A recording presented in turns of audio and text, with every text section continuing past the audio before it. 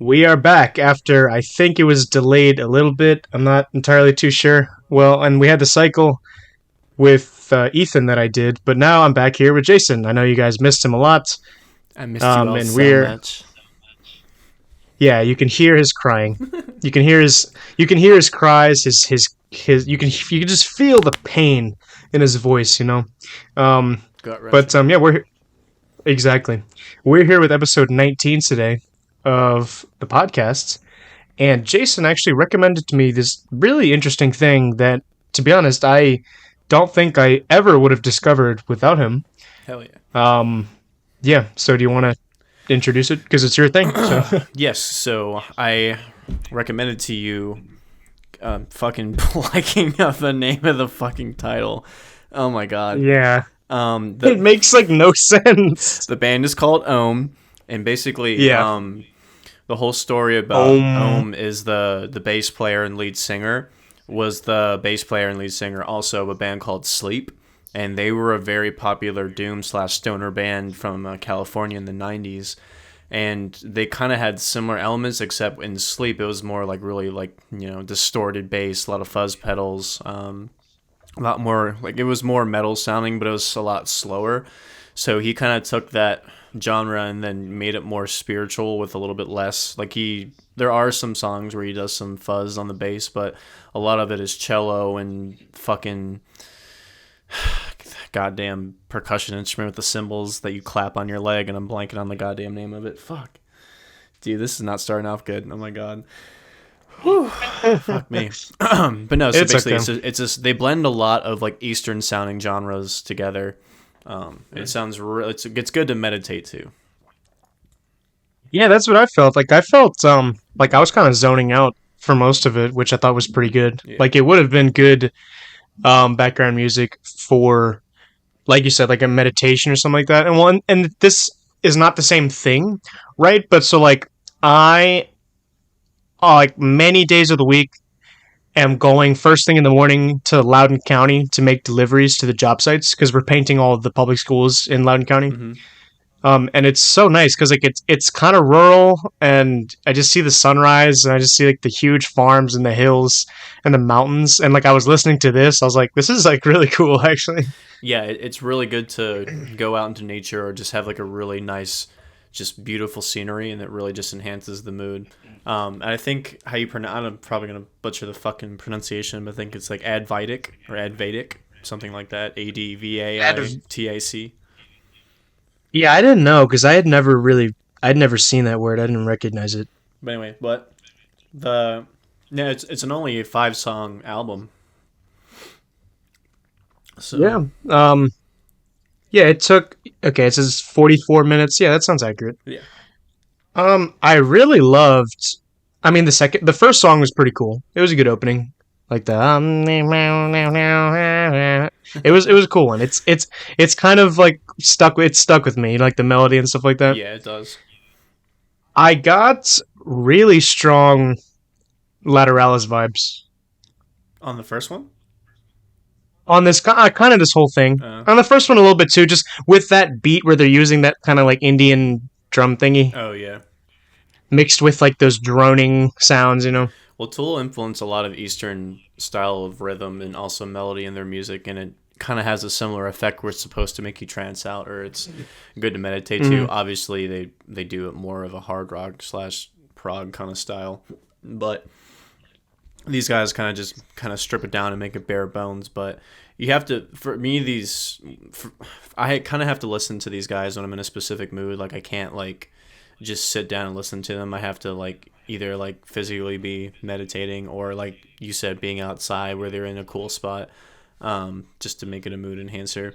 But I've been listening to them for a while, and they're also fun to. It's also fun to play as well because it's not difficult at all. So you just kind of That's zone out what I while you was gonna play, ask you, except for because like like the it shallow doesn't parts. right. But yeah, it seemed very just simple and straightforward, and it was repetitive, but not in like a bad way. I think the second song was my favorite one. Yeah, I think that's one of their most popular. You talking about State of Non-Return? Yes, State of Non-Return. I think that was the best one.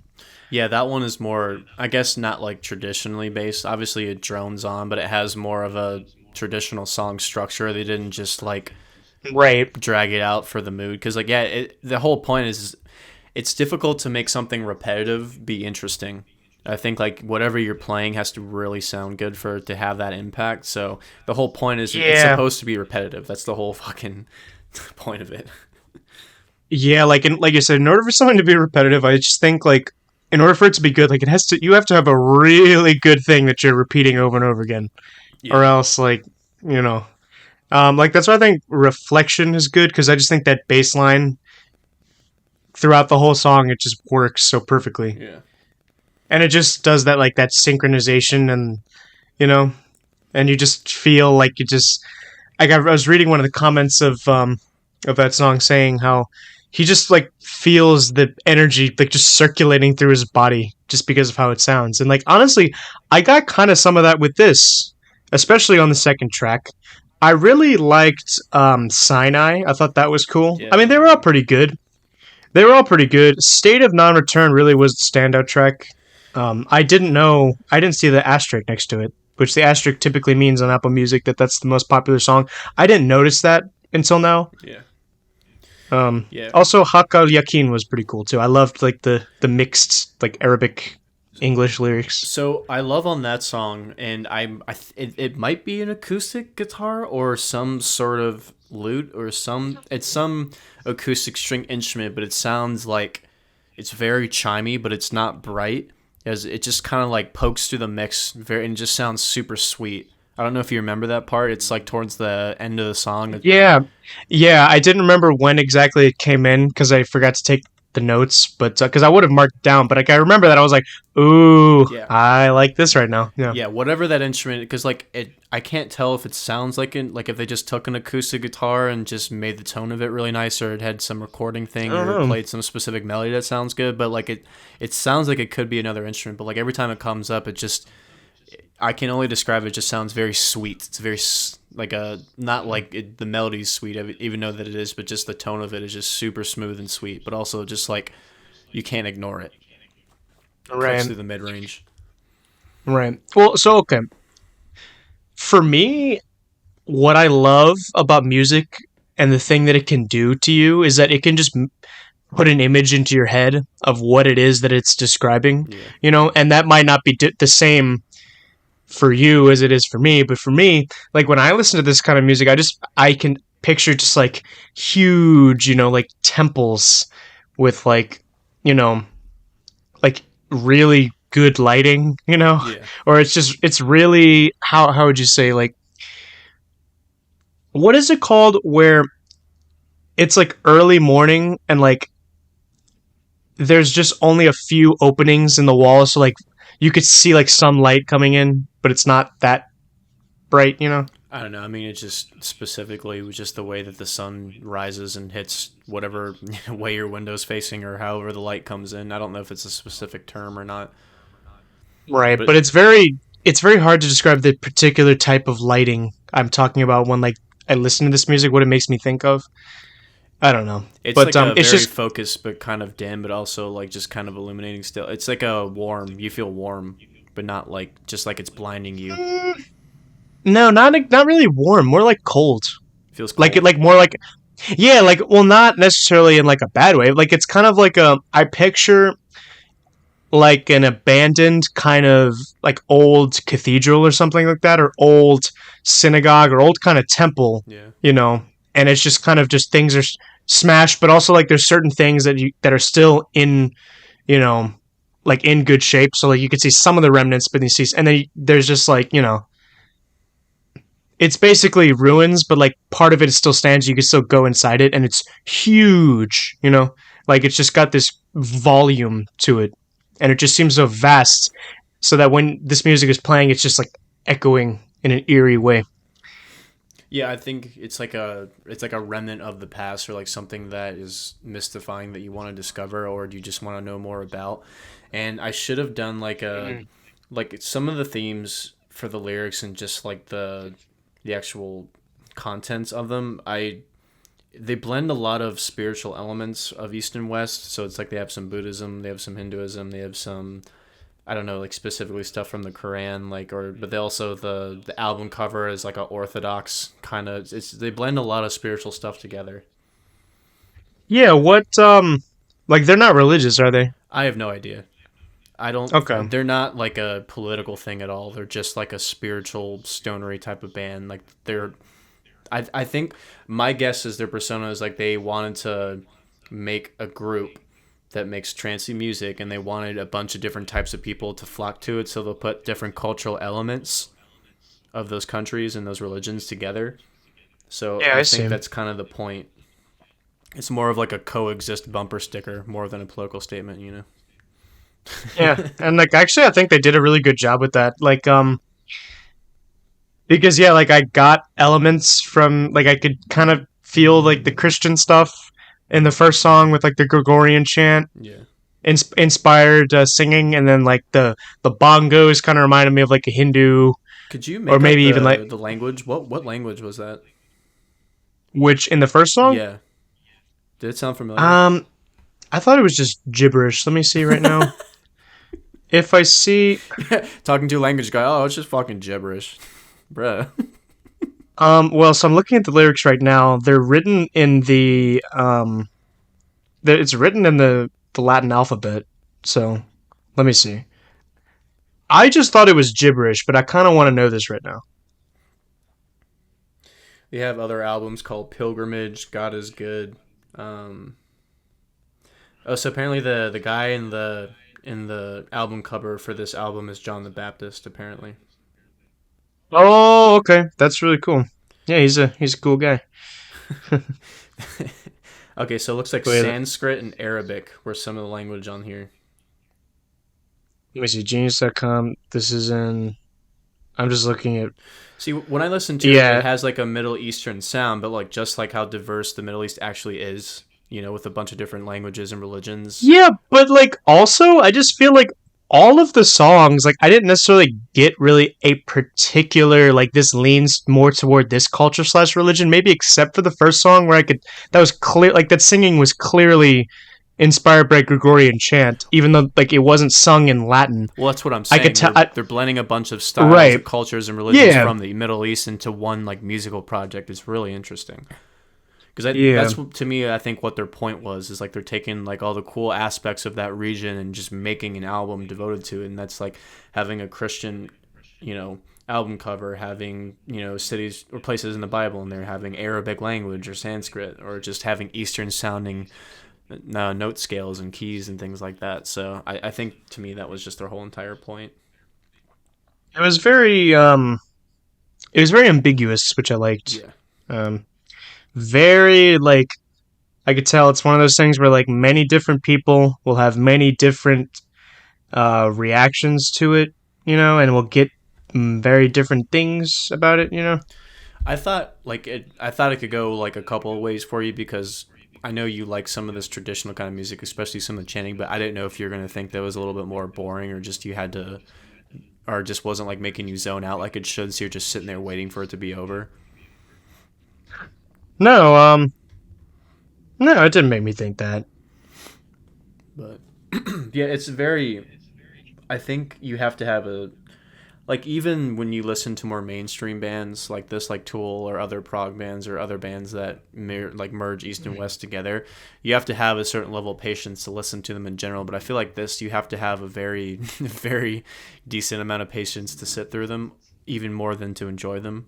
Um, Right, because like when I was doing it, when I was listening to this, I was driving and seeing the countryside and the sunrise. Like you said, don't know how well I would fare listening to this if I was just in my room right now yeah, at 9 o'clock at night.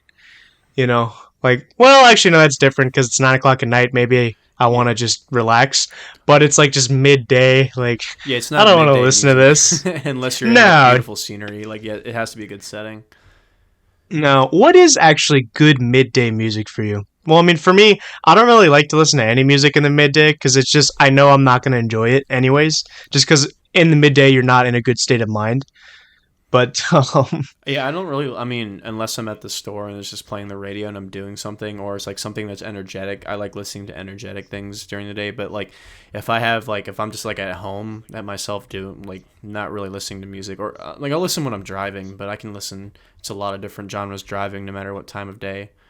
Um, right. but yeah, I don't really listen to music in the morning. I mainly just listen to music at night. Okay. Yeah, I listen to most of my music in the morning just because I'm doing deliveries, so I can just Yeah, if I I had can a job like you're doing, I probably would do it too. I'm I wake up at fucking 9 o'clock most times or 9:30, so it's like I don't really yep. need to listen to Must be music. real fucking nice, It huh? is. It's wonderful. I hope it never changes. Yeah. Well, and I'm stuck out here. I think I have to get up tomorrow at 4. Yeah. Fuck that, dude. I cannot function in the morning. There's no way I could do a fucking job where I have to be anywhere at 4 or at 5 or 6 or whatever the fuck. No, I have to wake up at 4. I have to be there at 5. Still though, fuck that. No, I know it's still really bad, but I mean, if you give me coffee, it doesn't really bother me. Yeah, I mean, you just don't. I don't know. I don't. It's like the whole argument of is having a caffeine addiction bad, is having a nicotine addiction bad, alcohol addiction. Obviously, there's levels, right? You're not gonna be a fucking you're not gonna suck dick for coffee, but I don't know. It's just I hear stories of people No, just not but being able to function without it, or like they just have to rely on coffee all the time.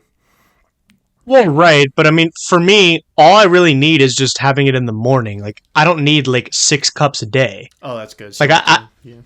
right, no, like, I mean, certain days, like a Friday, if like I know I don't have to do anything the next morning, after I get out of work, I'm like, yeah, I'm gonna go get a cup of coffee because like I'm going to the gym. It'll just, I know it's gonna enhance it. I'm gonna be in a better mood. I'm gonna stay up longer. So I just think it makes sense. But Monday through like Thursday and like on the weekends, like I just have 1 cup in the morning and I'm fine. Like I don't need to. And like sometimes like I'm tempted. I'm like, you know what? I'd be in a better mood if I was caffeinated. But I'm like, yeah, I don't need it. It's whatever. Well, hopefully you can stick to being that way, because man, it's just everybody that I talk to just seems like they're in fucking hell because they can't function without their goddamn coffee. Oh, well, I can. But oh shit, my mic fell. Sorry, it dipped. Took a mic dip. How did it dip? It's a fucking one stand on your desk. It's not even on an arm. No, so you know how it can get loosened? You loosened it? No, it just got loosened Oh, somehow. I don't know, and then it just kind of just so it's probably yeah. crossbred. I guess it's Chinese bullshit. Yeah, it probably is some Chinese bullshit. Ugh. So, anyways, I've been drinking a little bit more kombucha. I think it's pretty nice. So I don't know. I mean, what brand do you drink? It's like the what's it called? It's like that one that's like everywhere. What I'm blanking. Help me out. Uh, there's Health Aid. There's Mama Chia's, something like that. There's No, it's just like Tricolor. two. Try some. Fuck, It's dude. it's just like 2 letters. 2 letters? Yeah. I have no idea. Or if I Wait, do, I'm it's like that. blanking. It's like that synergy thingy. Oh, Synergy. That's yeah, Yeah, synergy. I don't know if that was the name of the brand or not. yeah. That is. Yeah, it's really good. I like it, and I see Synergy it's everywhere. That is the most popular one. yeah, it's the only one I've tried still, but I like it because well, number one, it tastes very nice because it's not even that sugary. It barely has any calories, but at the same time, it still feels like you're actually just like it's not like Lacroix where it's like okay, I'm not fucking drinking anything. Yeah, they actually have. I mean, it's technically. I mean, there is alcohol in it. It's fermented, but I think depending on the brand and what one you get, you have to drink like fucking 30 or 40 of them in a row to get like even a slight buzz. But Yeah, there's some that warn like if you're pregnant, you can't. They don't recommend you drink it, even that if it's that small, because they can't prove that like but any like amount of alcohol isn't harmful, even how minor. right. But do you think that's just like a just in case kind of thing? Let's be safe. I think so, but it's strange because there's a bunch of bullshit that they know is harmful that the FDA lets fucking companies put in our food, mainly because of lobbying. But I don't know. I feel like alcohol is such it's I mean, obviously we're learning more as the years go by and shit flip-flops, but I mean it's pretty apparent the health risks that can be shown for abusing alcohol and fetal, especially with fetal alcohol syndrome. So I guarantee you it's just companies just trying to avoid a lawsuit. But Yeah, again, I they're learned the other. Oh, sorry. well, I was just gonna say again, they're finding a bunch of new stuff about how like they say, oh, this is the safe amount of drinks in moderation that your body can consume. But I was reading an article the other day. I don't know how fucking sound it is, but saying that like if you're under 40, there's really no amount of alcohol that you can drink that's like any beneficial to you or has any benefits to you. Because like, you know, say, oh, this drinking wine reduces your risk of cancer and improves your blood flow or some bullshit like that. So it's like even if you're under 40, then it's just not going to have any sort of health benefit towards you. But if you're over 40, they're saying that some moderate drinking can be helpful for you, when, especially when you know, if you have any cardiovascular problems or if you have diabetes or stuff like that. But I don't know, just alcohol's effect on your body in general is just not good, Right. no matter how I mean, small. I'm sure, and this isn't necessarily my opinion, but I'm wondering, like, could you make a case that like it helps for stress or something? I don't know. You technically could, because there's a lot of things that help for stress, but it just depends on like is the stress on your body worse than helping the stress of your mind? It just depends. I don't know. I don't think that, you know, obviously moderate to light drinking, unless you have some sort of problem already, I don't think it's going to really do anything to you. Obviously, if you abuse it, then you're fucked. But Yep. So Jason's telling you to go out and drink. fuck it. Too many people on this planet. Go do what you want. I don't give a fuck. Smoke all your cigarettes, drink all your alcohol, do all your fucking crack. I don't care.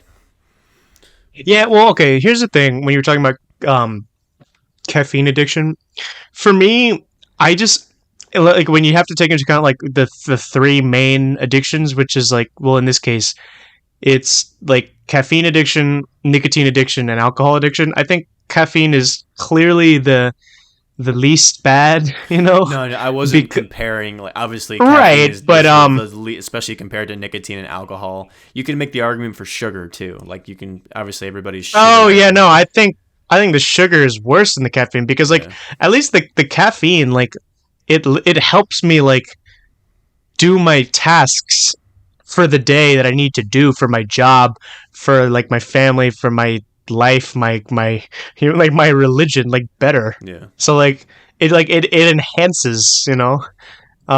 So that's why I'm like it literally makes me essentially like just do everything I need to do better, and it makes me do things better. So I'm like I just don't see anything wrong with not doing it. Like I feel like I'm I'm being like a bad person if I don't do it. Well, not literally, but I think you see what I'm saying. I think it also depends on how active and healthy your lifestyle is around that. So it's like if you don't True, heavily drink true. or heavily smoke or, you know, eat shit all the time, or you literally, I think those are the people that really have to rely on caffeine to just fucking do any sort of function throughout the day, whether they have a normal job or a regular Oh schedule. yeah, because if like depending on like what you're eating, if you're eating like really high like sugar or like processed carbs and stuff like that, like your energy levels like what like after you like have the hot like the sugar high, then like you go down, and the only way to get energy back is either by eating more sugar or just having caffeine and stuff like that. Yeah, and I think anything that just makes your body go fucking roller coaster like that is just not good in general. I don't know. People just defend all this shit, or they just have that mindset of, oh, fuck it, we're here for a short amount of time, or you don't know what's going to happen tomorrow, so might as well have fun. It's like, fair enough, but if you're out here struggling from your choices every day, I don't really see a point to defend it, because you're obviously not Yeah, living your best life, even if it is shorter, which goes against it, so. yeah. Because we're all just blobs on a random planet in the middle of the universe, and we're just a blip.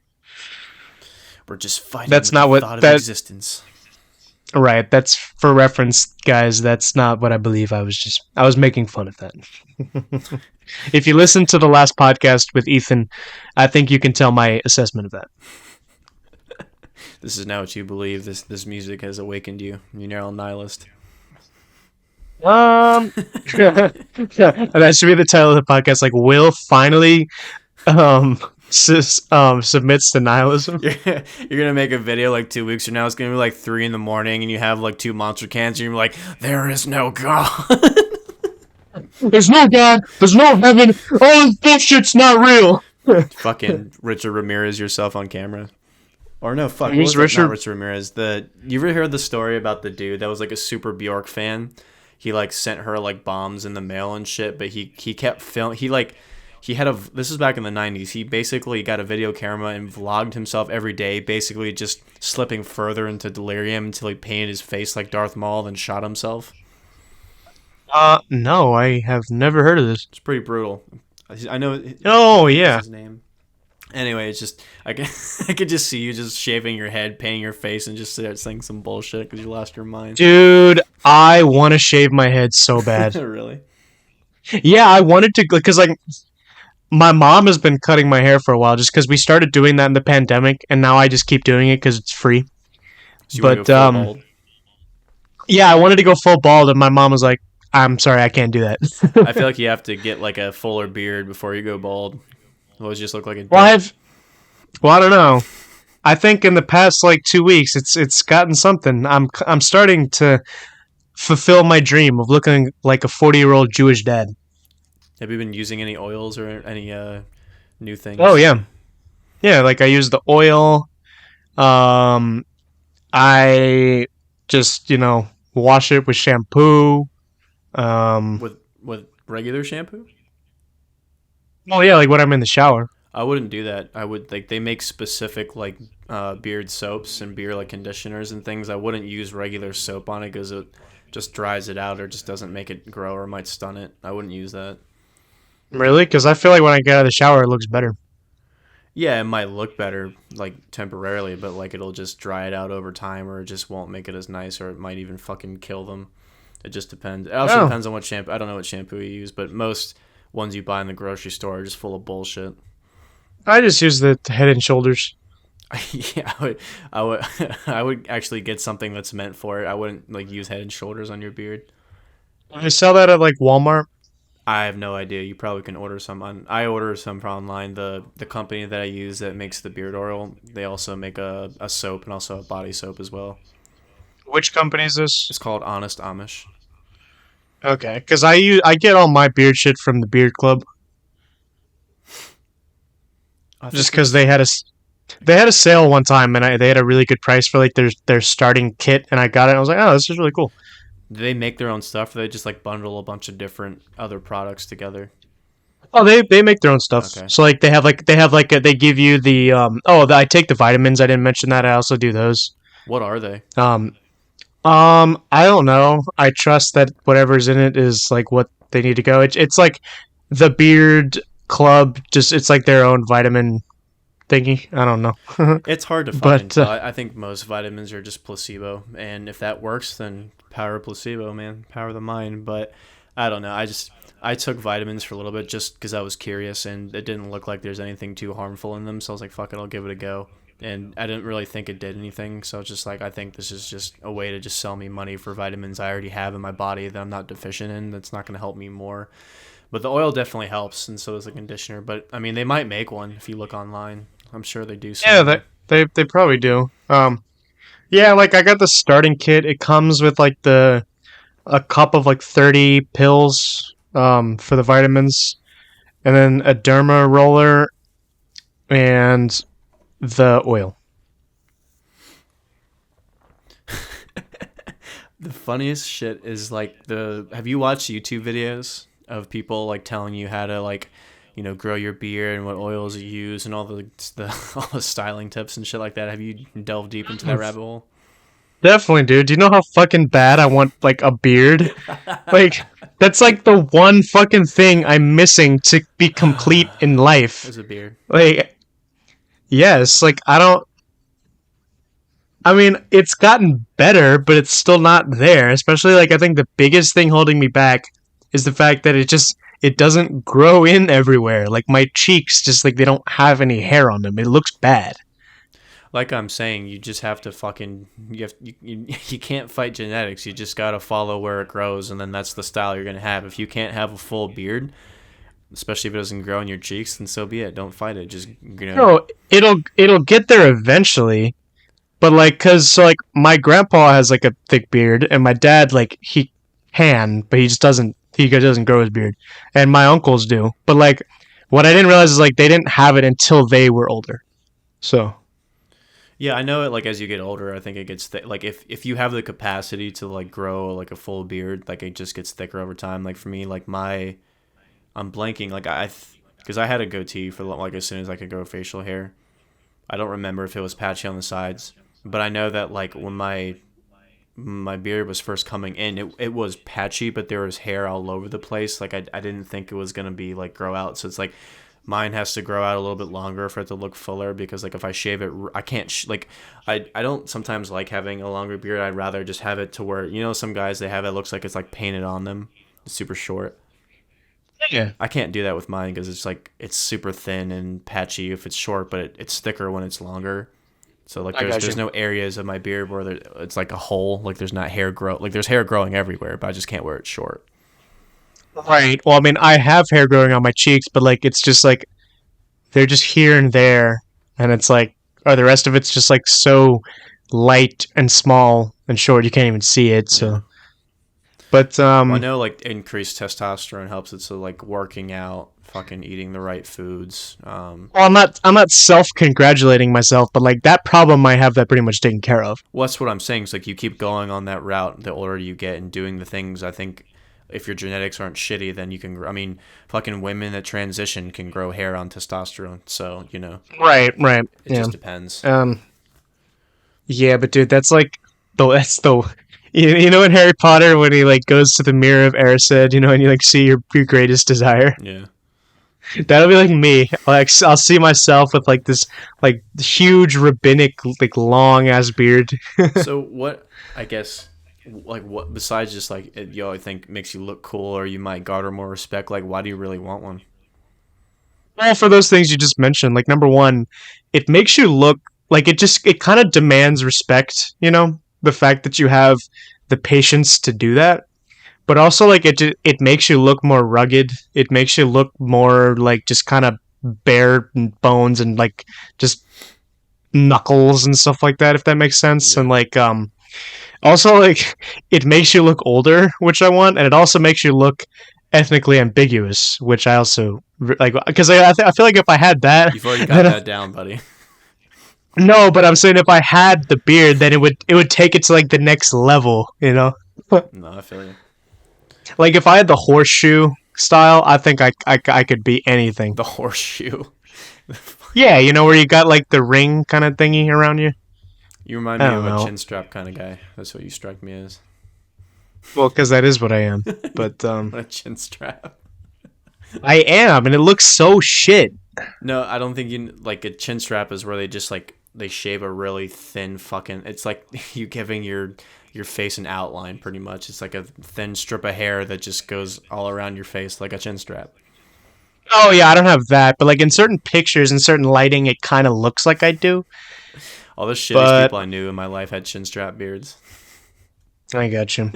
But like also, okay, so like I mentioned, it demands respect. It makes you look more rugged and masculine, and also I just like how fluffy it is. Mm. And like if to have my own one of that, I think would be pretty cool. But also like the only other thing, like it makes you look more intimidating. It depends on the kind of beard. Some people just look ridiculous with them. I know, like me, but also like no, but like certain people, like if you can do it, like not to fuck with them because like you just know they got some shit going on. Like I don't know, I'm trying to if I can give an example. Like I'm blanking. Oh, do you know that movie about like that Ukrainian like boxer or whatever? I Like Boyka? don't think I've ever watched any boxing movies. They just sound boring as fuck to me.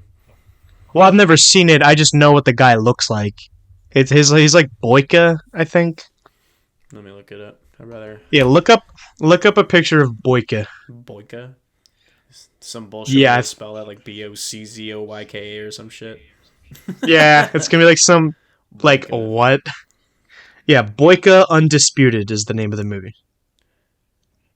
This dude has like a goat. He just has a regular goatee. No, but that's like the ring thingy. The dude just looks intimidating. Yeah, I know, but I'm no. But look at a picture of that actor without the beard.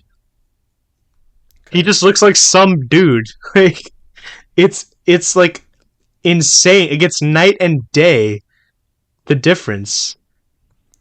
I think it's because it's a change of hair too. Like if you didn't have that mohawk shaved sides kind of style. Um, but again, like you can either look like that, but if you just naturally have that like masculine, chiseled, just kind of rugged look, or if you're just gonna look like you're gonna go yell at the waitress at Texas Roadhouse with us, it just depends. That's a good way to compare with the, Seriously, like, you know. but no, I get what you're saying. Like, if you wear it right and you don't fight and you just, do something that actually matches your head shape, then yeah, you look fucking intimidating or at least respectful or I like mean, sweeter. Depends. well, right, because like I go to the gym and like I do deliveries and work in a shop and fix spray machines. So like I just feel like it would fit me, you know. Yeah. So I'm like, why me? Do I not? Like, why do I not have it?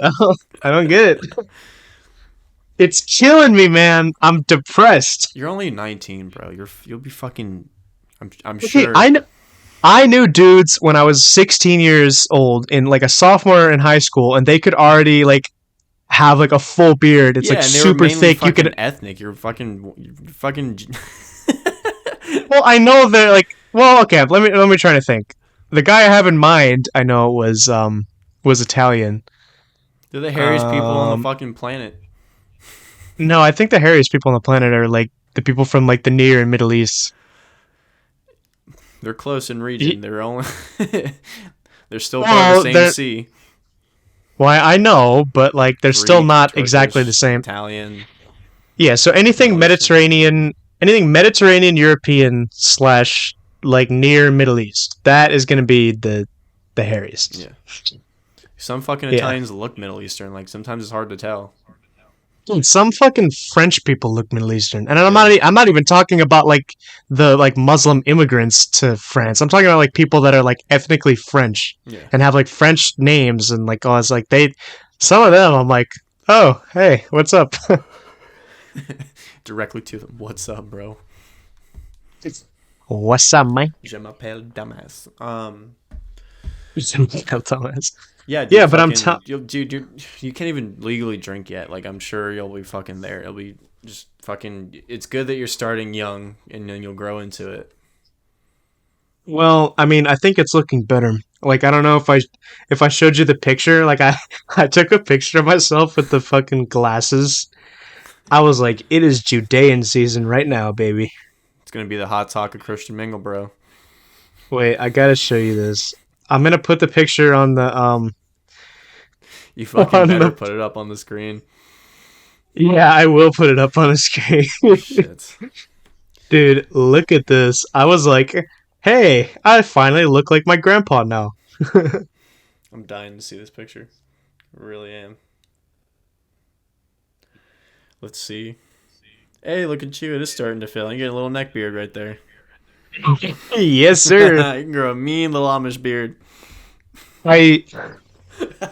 Oh, I'm what saving this is picture. that? Right. I showed that to one of my friends at the gym. He said I looked like some like I looks like quote unquote that drunk Jewish uncle. Yeah, there's a lot of phlegm going on in this picture right now. Oh yeah. Oh, did I show you? Funny. I bought some Nazarene robes. Nazarene robes. The Yes. fuck is that? Well, you know Nazareth, right? Yes, I'm familiar with Nazareth. And you know those kind of clothes you see people wear when like they make movies about like Jesus and stuff like that and the Like Jews that were living there, the right? white robes and shit. Yeah. Okay. I'm gonna do you want me to send you that and I could flash it up on Are the you in screen? it? Oh yeah, like I took a picture of me in them. Yes. I would like to see that. Okay, give me a second. Good lord, dude. I'm telling you, you have so much good dating profile material. Just picture after picture of nonstop bangers. Like from glasses looking like Uncle Moisha to Is it? Wait, do you actually need glasses? I don't think oh, I've ever no. seen you in glasses. No, those are fake glasses. Fuck. Like all of the other males in my family on my dad's side wear glasses except me. Like my dad wears them, not all the time, but like sometimes. My brother does, my grandpa does, my two uncles do, my my cousin does, but like I am the only Zeldan male who doesn't.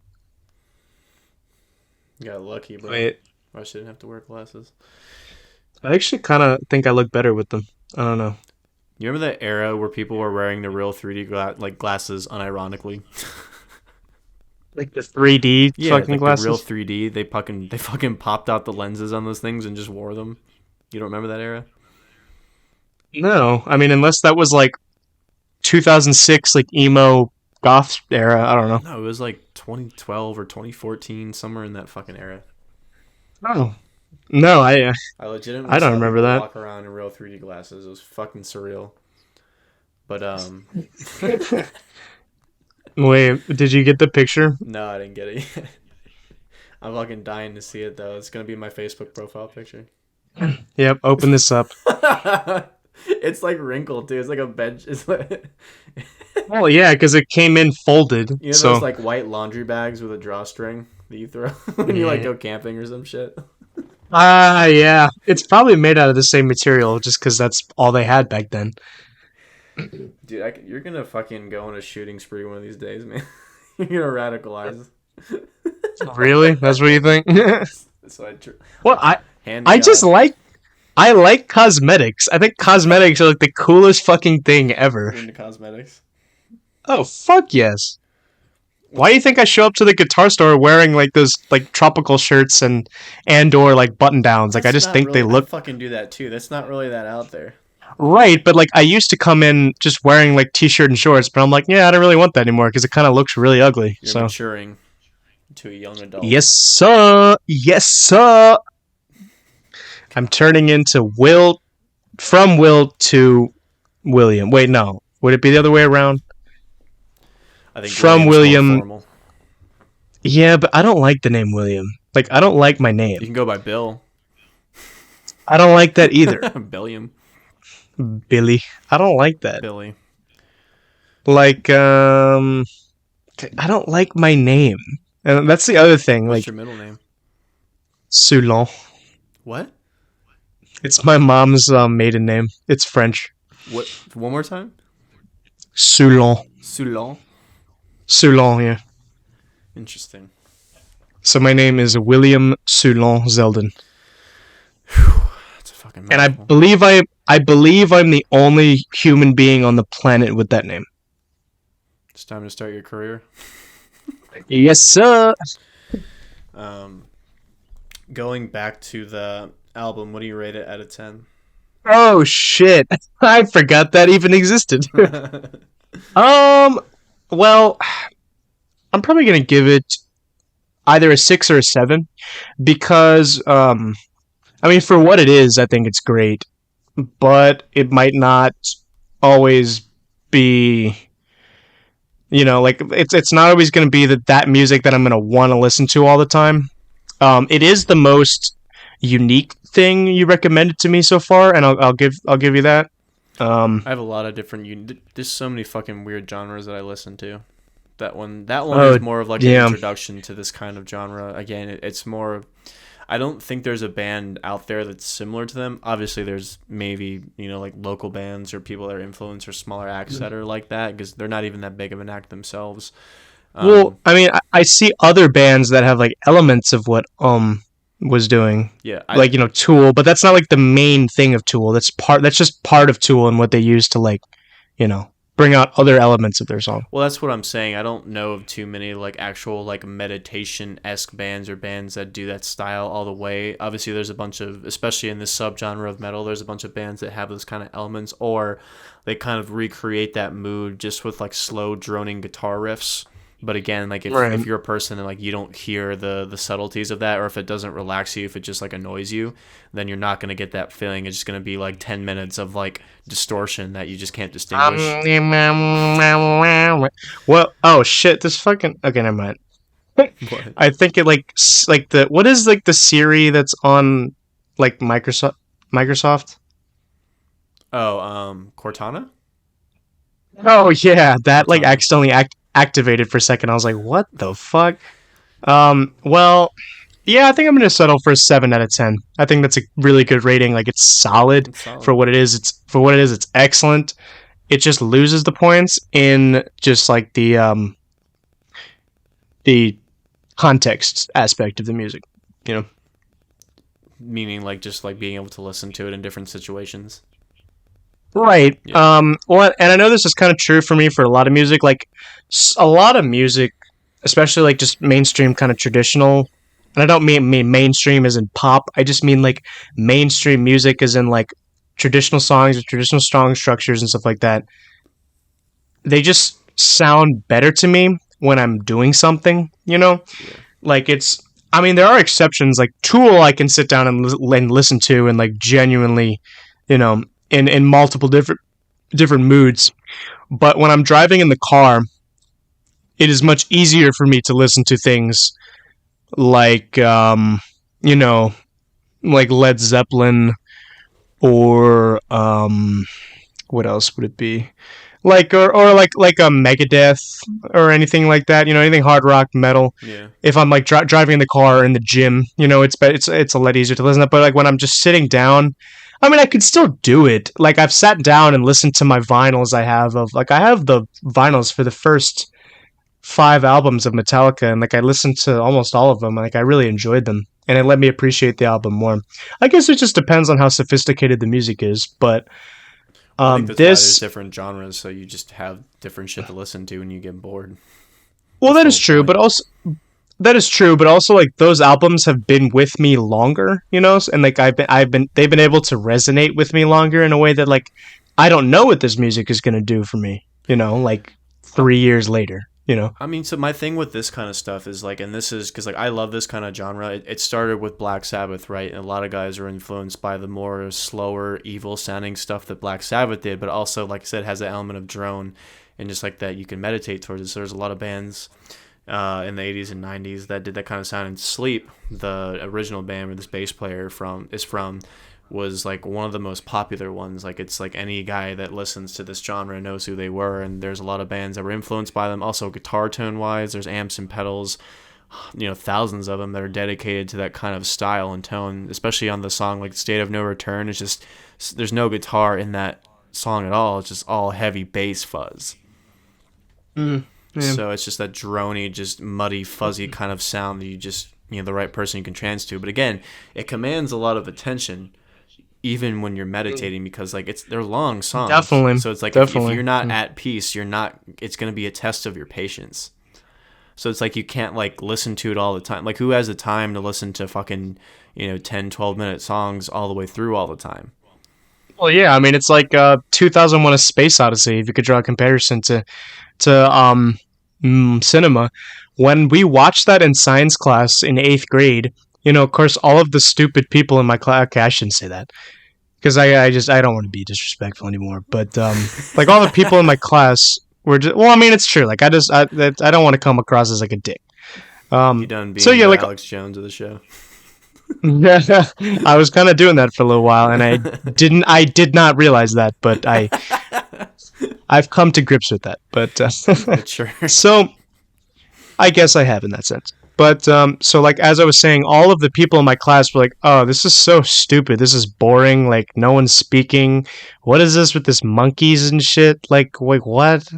What are these monkeys doing? What is this long like rectangle thingy? This is like stupid. It's boring." Yeah. Like, and of course, I was the only kid in the class who liked it. I was like, "This is like the best movie ever." Yeah. Like I don't know if you've seen it, but it's I fucking haven't. awesome.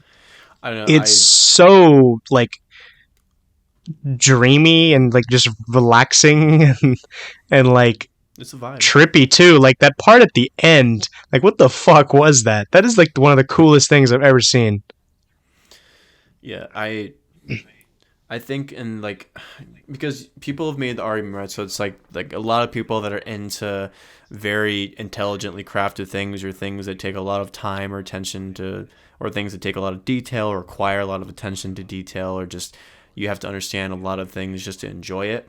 There's two different kinds of people: the ones that will like accept that and enjoy it and truly like are passionate about it, or the ones that just think it's too much, or they just want something that's instantly gratifying, or just, you know, bright sounds and colors like a toddler and just be fucking entertained until you're bored, right? But I Well, don't know. right. I think like, cause like Yeah. I don't want the extreme. I don't want like both of those in their own world. Like I want them at the same time. I don't think life would be better if we had one or the other all the time. Well, I think no, I agree with you. I think that everyone has something that they're nerdy about, and they know extreme detail about it and like appreciate things in a way that like another person who isn't in on it would see it and not really appreciate it. Yeah. So like for me, obviously, I really love like I'm into craft and like arts and like the art of making things and like constructing things, and so that's why like when I was really into movies, and like I still am, but even though I've drifted off, quite a bit because I don't watch as many as anymore voluntarily, but also just because my schedule is completely different. Like I work a lot more, but like I watched a lot of like video essays and like movie reviews, and I just watched a lot of behind the scenes, and like I didn't realize like how much actually went into not only just like making a movie look like a movie, but actually like the way a movie's edited, the way a movie's like written, the way it's directed, the way like the lighting looks. Like there's so many things that like actually make something genuinely engaging. And that's why I could tell there's like a difference between, like a 2001 A Space Odyssey and the Marvel movies and stuff like that, Yeah. Yeah, I Um, mean, even shitty movies, the amount of money and production and time and detail that it takes is fucking astronomical. And it sucks oh, when it it's doesn't it's come across like that in the finished product, but you know, yeah, it's hilarious. yeah. Like that's why like a bad movie to me is better than a boring movie. I love shitty movies. They're my favorite. Yeah, I hate boring like movies, like boring serious movies, like shit like fucking Housewives would watch or something. Like I hate this so much. I've never seen that. Oh, Well, no, I think a good example of like a 5 out of 10 is like a lot of Marvel movies are like that for me, where I'm like, yeah, they're not I good. just there's a couple I do like. I like the first Captain America, where where like the first half of the movie he's like he's that really little guy, and like he just wants to fight for his country, and he has like that patriotic spirit, and he actually is given the opportunity eventually when he's like given the steroids, and like I was like, yeah, I can actually like feel like that character. I was into the story.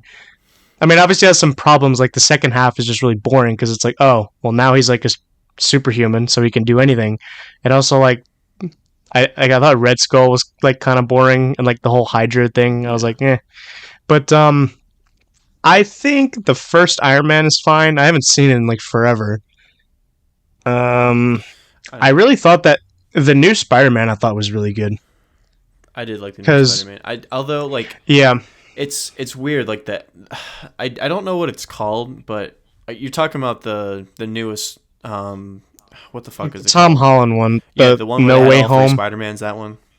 Yeah, I thought that was really cool. Like, cause like that literally, cause a lot of times like the studios like they focus all of like the quote unquote like what the fans want in like all of the wrong spaces, and I thought that was like the first time because like I never thought that a movie like that would have ever existed, but like the fact that they did that, I was like, whoa, they like actually gave people what they wanted. Everyone was happy. They made a shit ton of money. It's like this is a win-win.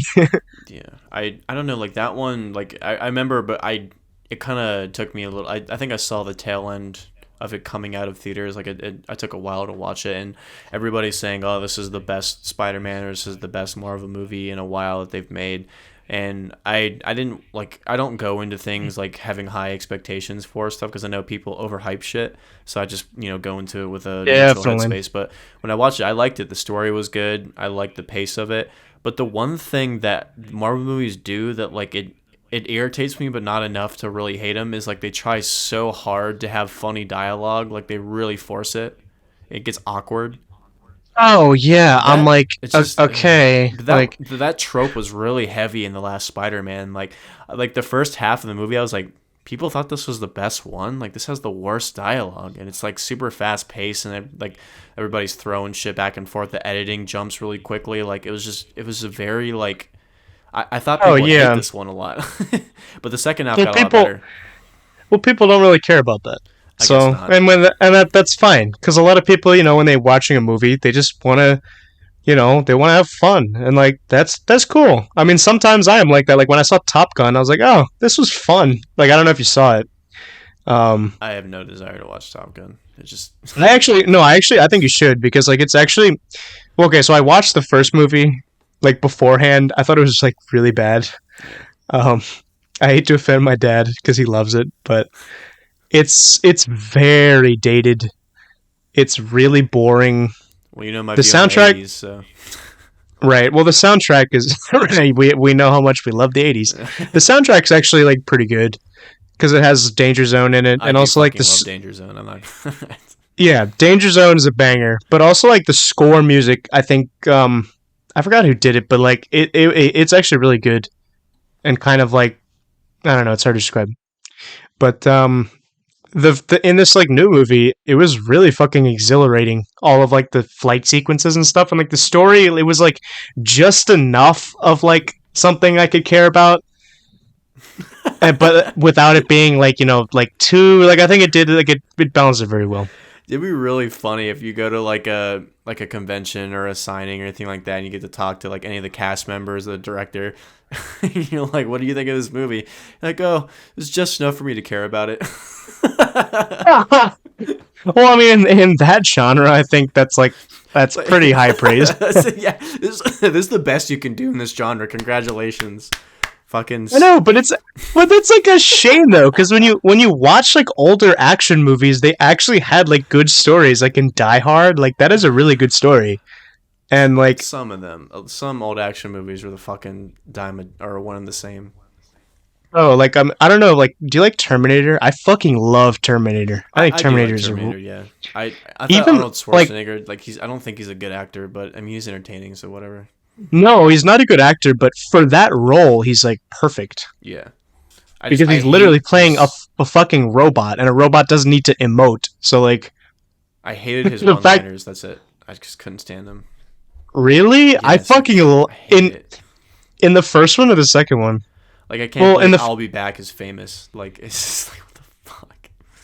Oh, yeah, I be don't know back. why that Great one. line, buddy.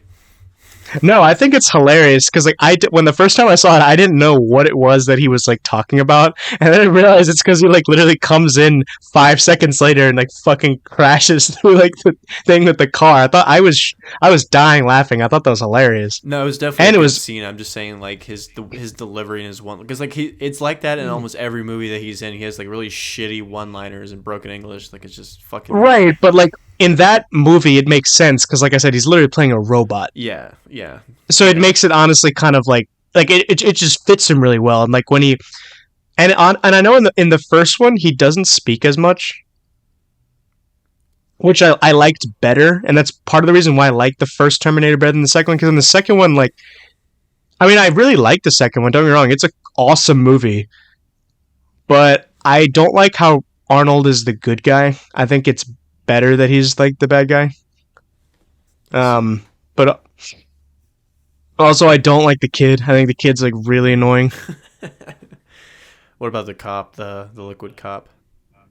Oh, yeah, he's Robert Patrick. Yeah, Yeah. I don't know anything else he's been in, but yeah, no, I think he's really good. Did you know that Adam Jones did some of the special effects in that movie? I think specifically like when the cop gets shot and like the liquid metal like expands, or like when he like pushes through the gates, the cell. Adam Adam Jones, like from Tool. Yeah. Oh no, I didn't know that. Yeah, he did a couple special effects for movie. I know, like he did something for Jurassic Park and a couple other big films with Spielberg. Oh yeah. Yeah, Oh, that's another really good movie I like. yeah. Um. I hate Jurassic World, dude. Those are with fucking Chris Pratt and that Oh, other those bitch are with like no the personality. those are like the fakest fucking movies like Oh, you can so get. bad. The only thing that kind of saves it for me is like the fact that it's dinosaurs, and like dinosaurs, like they're just so cool, What are you, you 5? know. They're dinosaurs. They Well, go. yeah, I guess so, but dude, you have to admit, like dinosaurs are really fucking badass. Like I it's guess, yeah. dinosaurs, but at the same time, like I can never imagine like going back and watching those.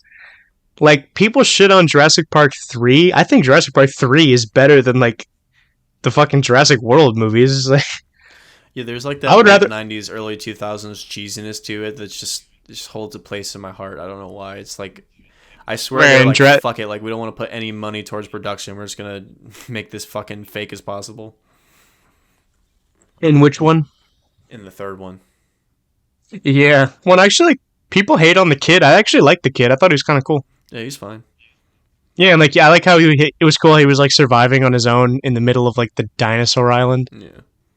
Also, the Spinosaurus was pretty cool.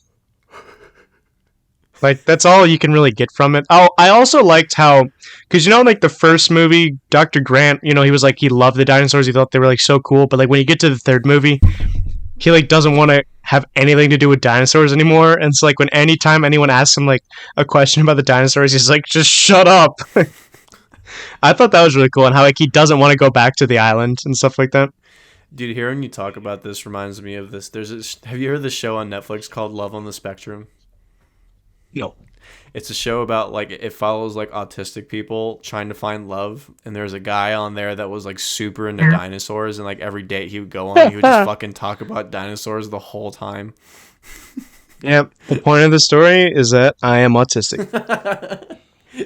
I have legitimately contemplated that multiple times. If you're on the spectrum. Oh yeah. Well, I mean, I don't know. Maybe I am. Maybe I'm not. You can take I an think it just autism test. depends. Yeah, that would be kind of nice to take. We'll do that. Um. We'll do a live action podcast. We'll get drunk and play fucking autistic tests and see see who Oh can beat our score. shit, dude! No. Like you play along. We'll both take one, so you get a higher score. Yeah. Right. That is great. Well, so like you're talking about like the Jurassic World. I remember like because movies just like aren't the same anymore just because of like Netflix and stuff like that. I remember how much fun I had going to see the Star Wars Episode 7 for the like in the movie theater. That was fun as shit. Was that the first of the new ones that they made? Yeah, it was the first of the new ones. I, Obviously now, you know, I have different opinions about the movie, but and just like Star Wars in general, because Star Wars just kind of just gets worse for me, like as time goes on. I don't know what it Um, was, but I didn't like Kylo Ren at first. I thought he was just like a fucking like just they put an angsty teenager as a villain, but I liked his I loved character. him from the beginning. Like I don't because I know know. like many people said that initially. I always liked him because like I really liked how the whole point of his character is like he's just he's trying to be something he's not, and therefore like like he's like trying to be evil, and that's why like I kind of knew at from the beginning that like he kind of maybe would have been like redeemed, but like I just like how he was honestly like an allegory for like Star Wars fans of how like pissed off and like angry and like hissy fit they are about like the slightest inconvenience of like anything. Yeah. Yeah, when like just you write like you give Luke a blue lightsaber instead of a green lightsaber, like fuck. Yeah, it's like, where do I go in my head? Like, do I hate it because it's a shitty movie, or do I like it because it pisses off the nerds? I don't know which one Exactly. grapples more. But yeah, No, that's why I that's part of the reason why I love well it's not the main reason obviously because it's really good, but I love the original Clone Wars show. I think I've mentioned that. It is so awesome. yeah, I've yet to watch it. I've Um heard it's really good though. dude, we could do that for the podcast and we could talk about it. Let's talk about the Clone Wars. That reminds me. Do you know I told you about Red Letter Media, right? I remember having no context to it. That's what I remember. Dude, they make this series where like they make fun of like shows like that where like that's all people talk about. It's called The Nerd Crew, where it's like people talk about like news about like upcoming like movies and like franchises and stuff like that. I'd rather watch the drag show. No, but like they make fun of people who do that. uh, I have to check it. So like I need to frame a reference because it just sounds like fucking a fat right. dude in a Marvel shirt bitching about a movie or something. Well, it is, but like they're making, but like I'm saying, they're making like so what they do is like they keep in mind they build all of their sets, which I think is really cool. So they just have this room where they bought a shit ton of like just stupid like collectibles and like action figures and posters and like all of these different like just random merchandise for like like Star Wars, Marvel, like all of these different things. And then like they wear like the ugliest like shit you find at like a comic book store. Like they wear like those like flat bill like hats, like baseball caps that says like Star Wars on it, or like they just wear like all these like t-shirts or just like Star Wars, Star Wars, Star Wars, or like this. He was wearing like a suit jacket and it had like Star Wars all over it. Like, yeah, I have to go check it out. I hate fucking Star Wars fans and Marvel fans. It's like everybody without a personality. Like that's their favorite shit. And I think that Yeah, was my no, main problem with like because like I said, Kylo Ren really he was redeemed. I liked his character in the end, and I liked the growth that he went through. I don't know why initially I was just like ugh, but the one thing I couldn't stand was the fucking the main character. Like, God, oh she's yeah. so fucking boring. It should have Well, been the black dude. He should have been the main character. yeah, he was cool, and then they didn't know what to do with him. Yeah. So, well, I liked Ray, but like they didn't do it. Like she was like a nice. Like I actually enjoyed like watching her. I thought she had like a good personality, Yeah, but but like her character, I was just like you didn't really like do anything with her. I was well, like, they what just was played like off of the she? trope that she was special, like the special main character trope. That was it. Like that's Oh all they right, could and do. that comes from the fact that like they didn't have a plan when writing this. That's what it felt like. It just felt like we'll just get a fucking woman in here and a black guy. Well, I mean, he was. I liked his character. I also liked the. I can't remember the. I'm blank. It's been forever since I've seen them. That's why I'm describing them based off of the race and gender. The It's Muslim okay. pilot. That guy was really cool too. I can't remember his Oh, name. in Rogue One. Well, he was in a couple of them, wasn't he? No, I think he was just in Rogue One. Oh, well, I like that guy's character. Oh, that's right. That wasn't even part of the. Dude, that girl was worse, actually. I think Ray was a better Oh character than fuck that yeah, girl. no, That girl because was like awful. yeah, Jin, she had like she wasn't even likable because like at least No. Ray, she had like a nice personality and she was like a friendly person. You could tell she like actually like she was a good person. But like Jin, it's like you're just an asshole. Like Yeah. She's just fucking just you know, whiny and bit. I hated her fucking character. But yeah, so that's why it's disappointing because like you can like she's definitely a great actor and like they gave her like a I don't know like I guess it was like in real life it's a good personality but just like for a movie I think it's boring. oh sure. Like I think like they really did not write well for her character at all. Like she They I didn't write well for a lot of the characters. Yeah, but that's fine because like who gives a shit? They're extra characters. Like the robot had more personality than anybody in that fucking show or that movie, which was really funny.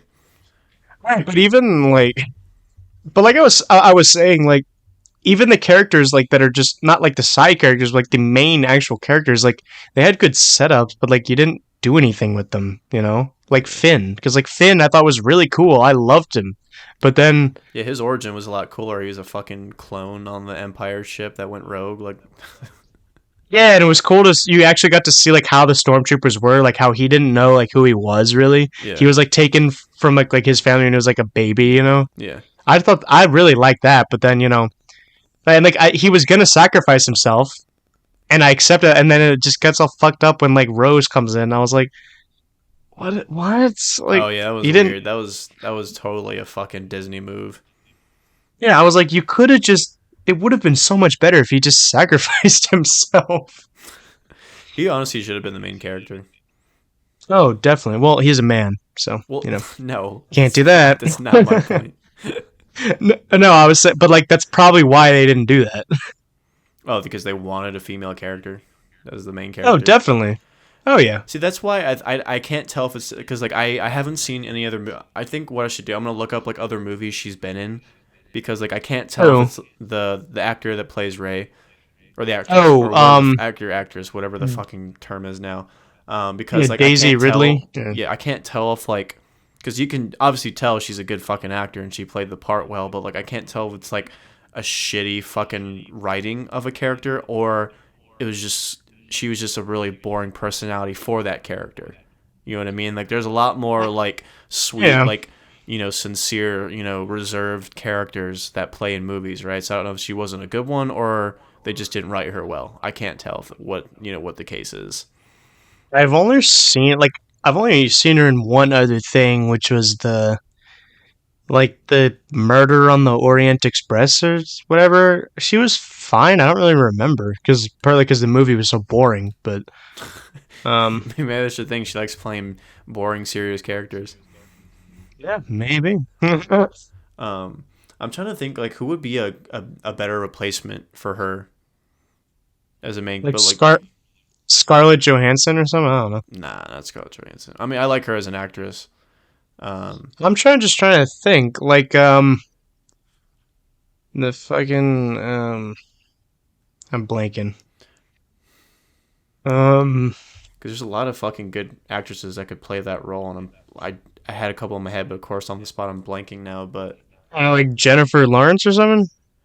maybe I don't know. I I I haven't even really seen many of her movies. Like I never saw The Hunger Games, so I so don't know. so actually this is kind of my parallel. So it's like I like Jennifer Lawrence in a lot of different movies. I liked her in X-Men.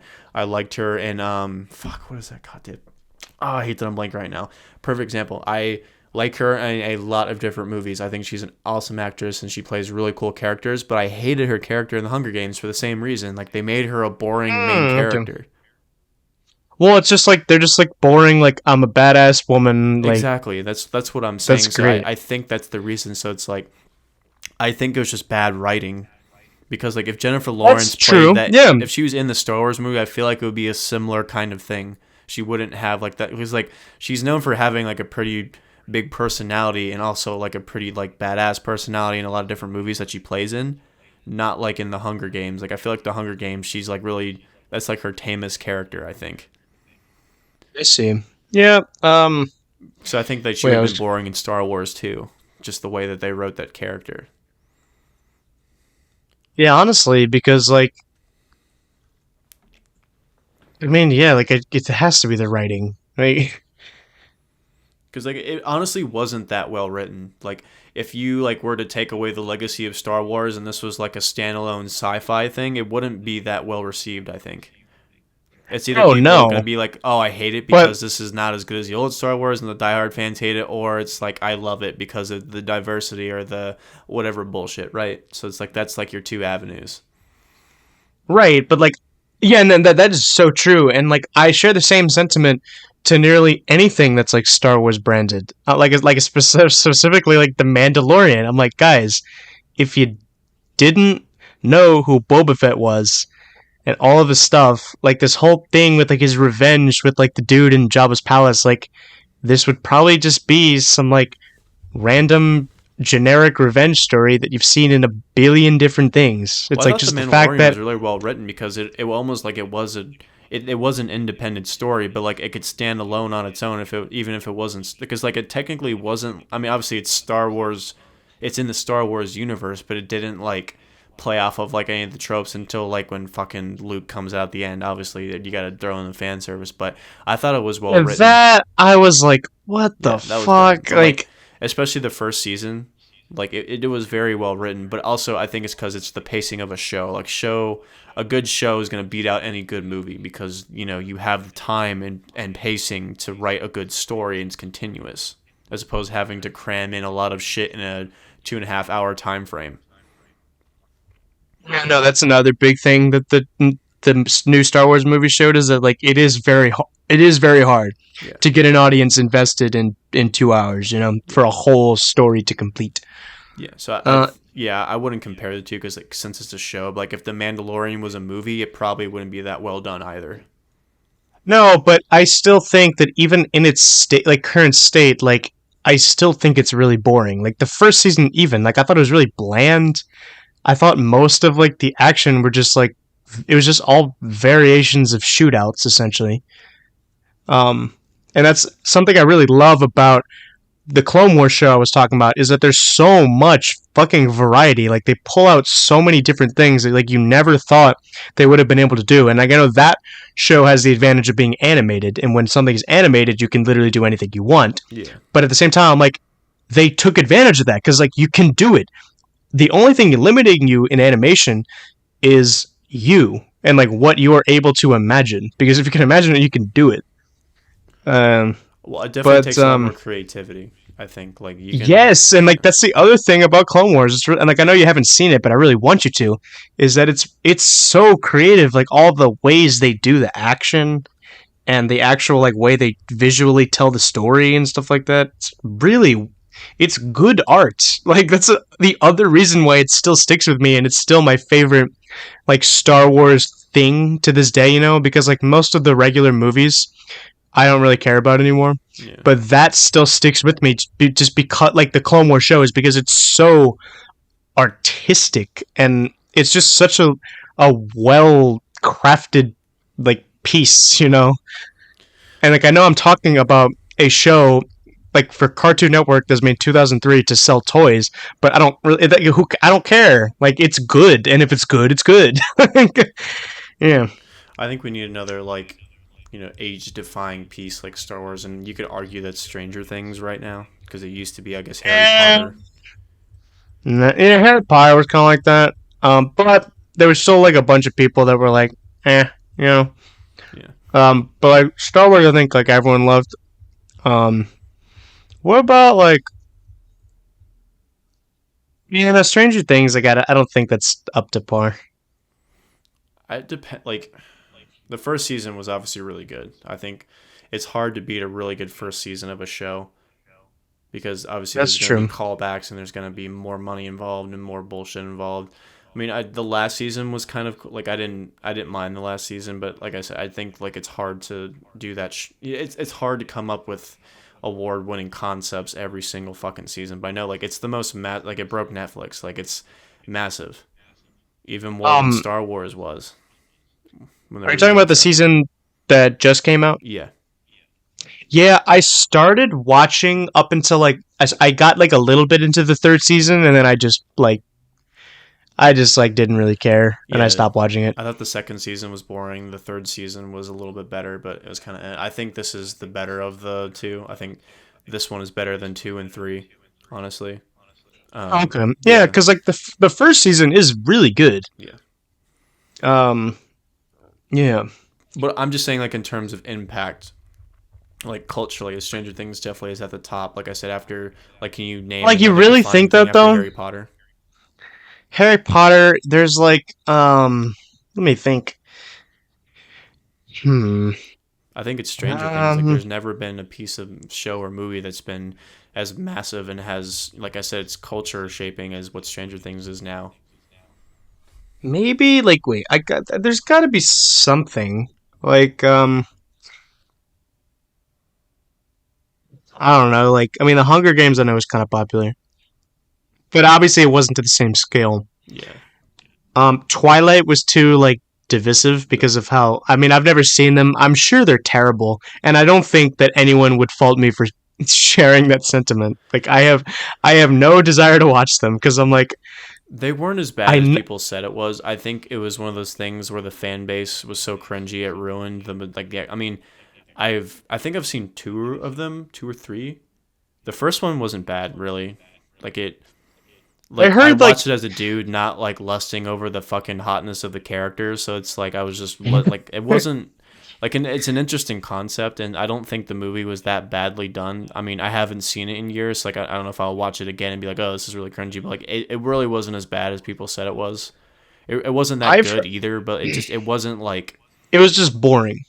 I think people really just because of the fan base, like also for the memes, was like it was just a meme to hate Twilight kind of thing. That's how it's like Nickelback. That's how it stuck. I got you. Well, Although I so fucking for hate my Nickelback, but I just use that as a because right. Nickelback is. I mean, by definition, their songs are fucking not bad. I just fucking can't. I think I just can't stand Chad Kroeger and I their got you. really popular songs. But like they have songs that are fine, and I'll listen to them. They're not bad. Mhm. Well, I mean, I've heard that Twilight is either like some people said it's really boring. Some people have said it's like so bad you could like watch it with your friends and you'd like be shitting your pants laughing. So If maybe it some if of the that if newer, like some of the sequels, sure, but like the first one really wasn't that. It wasn't cringy, really. It was okay. no, the first one's just kind of that's what they mean by like that's the boring one, right? I didn't. I don't know. Like I said, it's been years since I've watched it. I wasn't bored and I wasn't like thoroughly entertained. Like it was something that like I don't know. Like it had some sort of charm to it. Like it was. You could tell that it was Yeah, just. I got you. I don't know. There's something about it that was like it kept me watching, but I didn't like oh that was a good movie. I was just like okay, that was nice. You know what I mean? Like it was all right. Um. Um, Yeah. no, but I forget that like Robert Pattinson was even in that because I've seen him in so many other things, and he's been like he's such a good actor, He and really like I is a was good like, actor. oh yes, like I don't like we saw him in the Batman. I thought he was really good as that. I was Um, surprised I was gonna like him in that movie. I thought I wasn't gonna like him at all, but actually I thought he was great in that movie. I didn't think he was like the best like performance in the movie, but Well, no, not. I think he was still good though. he's way better than fucking Ben Affleck. Ben Affleck was like I liked him actually as like the as Bruce Wayne. I thought he was actually really good. I get. I mean, actually, honestly, I didn't really even like Christian Bale that No, much. like I always thought Christian Bale was kind of boring. oh really? I fucking love Christian Bale as No, Batman, obviously people especially like like Heath Ledger as the Joker, but like I didn't really like him as Batman. I don't know. It just was.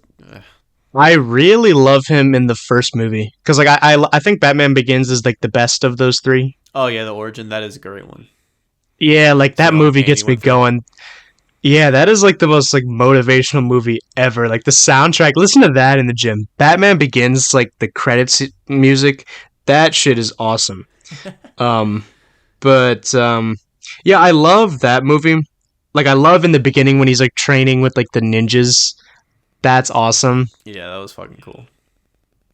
Yeah, and like I love Liam Neeson, especially in that movie. And I I love how it like it talks about something that like is it's like one of the most integral parts about Batman's character is that he doesn't kill, and it talks like it really actually tells you like why he doesn't, you know, because how when Ra's al Ghul asks him to execute the guy who was like a I don't remember what he was convicted of, but he was like a criminal, and he's like no, and he's like why don't you do it? And Bruce Wayne's like but he's like, really, you're gonna let one of them live? And he's like, well, I don't do it because that's what differentiates us from them, you know.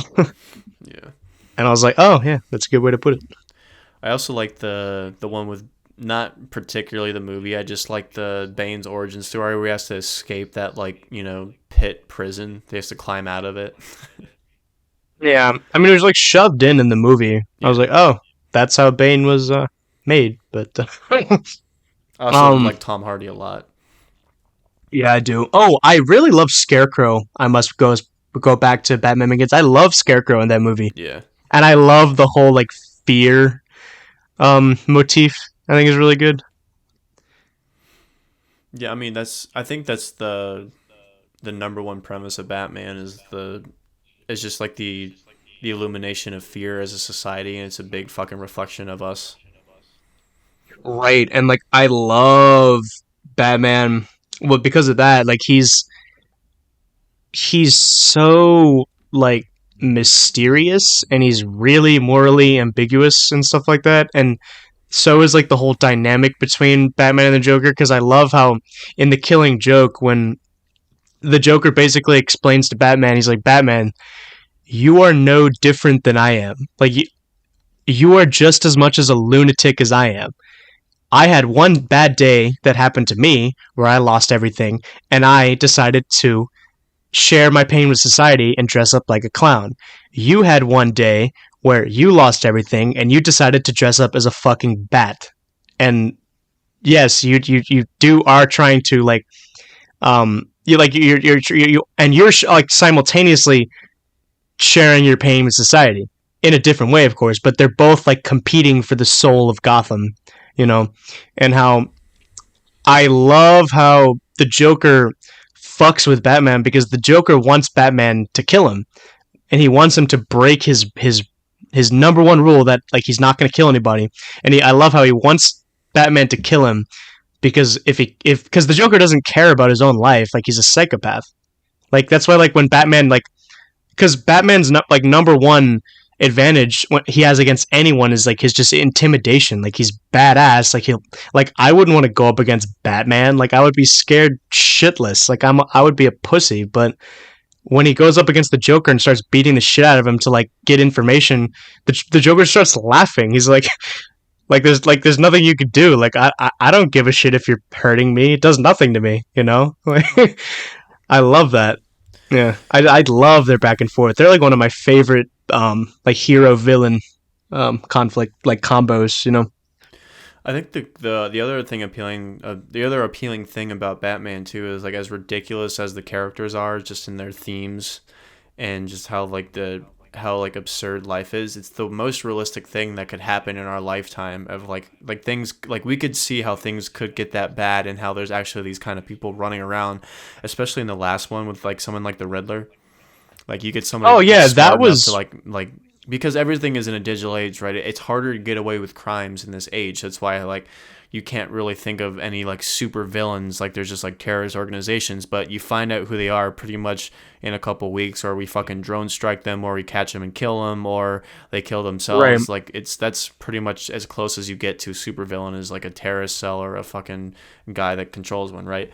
But you could see like in the next couple of years how like someone is just so technologically savvy that he can fucking just get anywhere and just have a sense of ominous, kind of like anonymous but not neckbeards. You know what I mean? Like they do some actual fucking damage.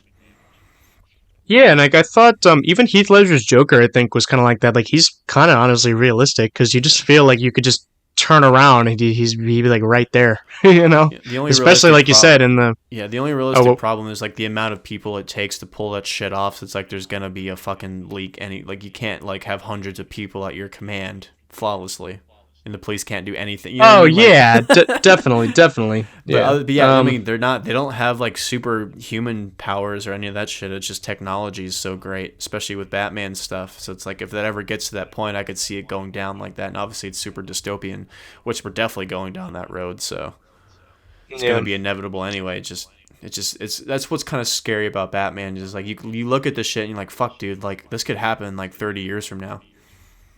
Oh yeah, and have you read any of the comics? I haven't, no. Have you? Well, okay. Are you familiar with the story of The Dark Knight Returns? I mean, I've seen it. Okay, so you've seen the movie, Yeah. like not the Christian Bale movie. Is that what you're talking about? Yeah. No, I'm talking about the. Well, they made a TV, like they made a movie version of it. It's like in like a cartoon. It's just called Batman: The Dark Knight Returns. Oh, I guess Like not then. because it's the one you're thinking of is The Dark Knight Rises, Oh yeah. Yeah, no, I guess I which have is then. which is partially based off of this, but it's basically like it's like a 50-year-old Batman who's like past his prime. Robin's dead. He's just depressed. Like he doesn't want to do anything anymore. Like he quit being Batman and stuff like that. But then he finally gets back into the bat because like here's the thing. I'm a sucker for like a one last ride kind of story. Like a get like getting back into like the thing. It's I very love those kind of American. stories. Right, like just a one last time. Like come on, Yeah. like just do it. Come on, you got to help us. And like and he's so like that's basically what the story is. And it has such a good um this part, and like I don't know if you actually want to read it or watch it, but so he's fighting all of like these people which are like they're called like mutants. They're like they've kind of taken over Gotham, and he's like going to and he's like I don't know how he got in, but he got into like their head base, and he's like blowing up all their shit in like a tank, and like their main leader goes up to the tank and he's like, Batman, come and fucking fight me like a real man. Like seriously. And then because like that's what Batman's whole thing is. That's why he doesn't use guns. Batman calls guns the weapons of cowards. And so he's like, "Yep, you know what? I got to do this." And like, this mutant king is like he's fucking like huge or whatever, and like he has like superhuman shit. But then like and then Alfred on the intercom, he's like, "Wait, are you sure you want to do this?" And he's like, "Yep." He's like, "Alfred, this is to see if I was really meant to do this." I was like, oh, that is so fucking good. That is so well written. Like I'm with you, Bruce. And like just the meaning our lives have with that. I just thought that was so well done. And he goes and like actually fights the dude like one on one. It just reminds me of that motif, like that X-Men motif where it's like the government agency goes to the hero's house one last time because he retired, but they need him. It's like, I'm a changed man. It's like, we need you back. I've never seen X-Men. Like I don't know anything about it. Well, that theme isn't prevalent in a lot of action movies. Like they go fucking find the character somewhere in the woods or some shit, and they're like, "We need you back." Yeah, that kind of shit. I know, like one last Peter's country needs him. Yeah. Did you like? Did you like the Suicide Squads? I've never seen them. The first one was really bad, but the second one was really fucking entertaining. I liked the second one a lot, and I was going into it wanting to hate it because the first one was so awful. Yeah, I heard the second one was done by the guy who did Guardians of the Galaxy, which I like those movies. Yeah, you could tell. It was a lot goofy. Like, the first movie was goofy, but, like, they tried to have a serious undertone, so it was just really weird. And it was, like, a typical DC movie structure. Like, it was shitty. And the acting was really weird, even though they got big-name actors for this one. But the second one, for some reason, just had a much better flow, and it was just a lot more entertaining. It was a lot funnier. Yeah, I mean, the DC movies, I think, are, like, they're embarrassingly bad. Yeah, they're fucking awful. Dude, I think Except, honestly, like, okay, wait. I think Aquaman was, like, actually pretty fun. I kind of liked Aquaman. I remember talking about. I like obviously the movie was bad, but it was a great movie. I love. Oh, no, it was terrible, but at least it was like really like upbeat and like I had a good ass time watching it. It wasn't just like so much just like depressing, just dull, boring, like darkness all the time with like a. Yeah, and I loved how like it honestly felt like watching something from the 80s or some like random or like from like just some random fun fucking stupid movie about a dude in the fucking ocean. Like it had that vibe. And also I thought Jason Momoa was cool. Yeah, I mean he's just gonna be a cool character. But I honestly swear to God, I think the worst movie ever made was Batman versus Superman. That is was I haven't seen that since I saw it when it came out. Oh. But like I don't want to watch it again. Like I could not. That whole scene with Doomsday when he's just like shooting shit out of his eyes, like I wanted to rip my eyes out how ugly that looked and how just so zoned out. And then not in a good way, keep in mind, the Ohm music that we talked about on this podcast earlier, that is a good tuning out. But the seeing Doomsday shooting shit out of his eyes, like that is the bad zone. Yeah, I mean that to me that wasn't even its biggest problem, dude. It's like, dude, I felt tortured. It literally like the production, the pacing of it, the dialogue. It literally sounded like the whole movie were just different trailers. If that makes sense. Oh yeah, because like I felt like it was in hell. Yeah, no, I've seen videos that like talk about this. How like the DC movies are literally they're edited in ways like the way the camera angles are and all that stuff. Well, okay, so strange. I know that. Okay, so Suicide Squad, I know it was literally edited by a group of people that edit trailers. So that's why Suicide Squad. I never seen it, but that's what people say. It feels like a long trailer, but like Zack Snyder, who directed the Batman vs Superman and like Man of Steel, like the way he just shoots so many like close-ups and there's no like establishing shots. Yeah. So like you constantly feel like you're just watching a movie of people just saying lines to be in a trailer, Yeah.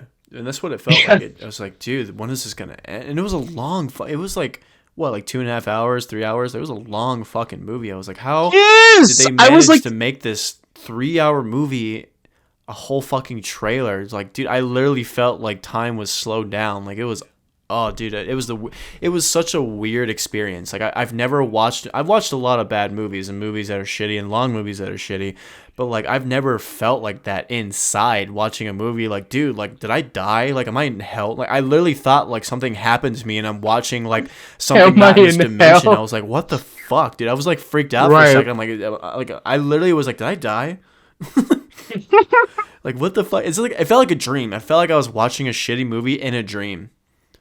Weirdly Oh, spaced, that would be weirdly the edited. worst. Yeah, A weird movie in a dream. yeah. Fuck that. Just the way that everything was spaced out, was like like it felt like nobody in the movie was real. I felt like they weren't real actors. Like they were just like CGI actors. It was very strange the way everything was done. Right. Like the only slightly good thing in the movie was I thought was Ben Affleck as Batman and the whole Batman subplot. But even so, they had Batman literally fucking knifing people brutally, and I was like, "What? That's not Batman! Like what?" Yeah, it was probably the worst movie I've ever seen in my life, honestly. Well, okay, no, I wouldn't go that far. But What is the worst movie? the worst movie. Oh, Star Wars Episode 9. That was awful. What was that one again? I don't fucking. They all blend together for me. That was like the third movie of like the new trilogy. Oh, the That last was one. so bad. I was so tuned out by the time like that battle scene came in. They introduced all these new characters. Like it was the only Star Wars movie where I didn't enjoy the music. Like I thought the music was bad. And I thought to myself before I watched it, I was like, okay, John Williams has written like an excellent score for all of the previous 8 movies. I bet he's gonna knock it out of the park and do like go to the next level for the last movie of the fucking series. No, it was like it was genuinely bad, and like for John Williams, that's like I'm like, what are you doing? I don't even remember Yeah. the music. It all sounds the fucking same to me. Exactly. I don't even remember it either. That's the problem. But I remember all the music for the other ones. Besides the Star Wars theme song, I don't think I can fucking recognize any. They all sound like they're in Star Wars. I just can't Oh, distinguish them. that's fair. But I mean, I watched it probably more than you did, so like I just kind of picked up on different ones. Um, Was that the one where her and Kylo Ren were fighting on like a metal thing in the middle of the ocean, yeah. and then they go kill that? What, it was the Emperor? Emperor. They found out the Emperor was alive, so they go kill him. And then I was like, Snoke is a clone. Give me a fucking break. This was so made in like 5 months. Like, Yeah, the stories were never fucking. That's why I didn't really enjoy the new Star Wars ones, because like even the stories were boring. So it's like even if I enjoyed the characters, the story was gonna suck. It's a yeah, fucking that's Disney why. movie at this point. Like fuck it. Well, right. It was essentially just a Marvel movie with like Star Wars things in it. Yeah, pretty much. Because it did the stupid humor. I'm like, what, guys? What are we doing? What are we doing? But You that's gotta why. fucking bring more money in, man. You gotta appeal to the fucking girlfriends that these dudes are taking to their, if they have them. It's Gotta have like, a cute character that they can merchandise. Gotta have the diverse cast. Gotta have the fucking quirky one-liners to quote. Like you gotta appeal to the masses here. yep, you got to appeal to everyone, and when it appeals to everyone, it appeals to no one. It's like Syndrome says in The Incredibles, when everyone's super, no one is. I love The Incredibles. Oh, The Incredibles is genius. I love The Incredibles and I love Ratatouille. I think those are the best Pixar movies. Like That's they're both so well written. I love Brad Bird's writing in them. I love the Incredibles aesthetic. Sorry, aesthetic. Like I love that 60s like espionage vibe it's going with in the superheroes yeah, and it was like the cool. world. Like I genuinely would want to see more of the Incredibles universe. Not in like the second one. I thought the second one was pretty bad. Could you imagine if they did a live action version of it? No, I don't because then the whole thing would just be fucking ruined. Because that, but I would love to see like comics about like the other superheroes in the Incredibles They universe. they need to have a show.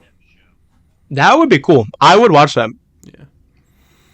Um, do you like Ratatouille? I did like Ratatouille. Yeah, That I was love the nice. like the meme format where like you see him eating it as like a little kid and he's eating it now, and then you just sub whatever image you want. It's like me watching Avatar: The Last Airbender when I was a little kid, me now, and it's like the same experience.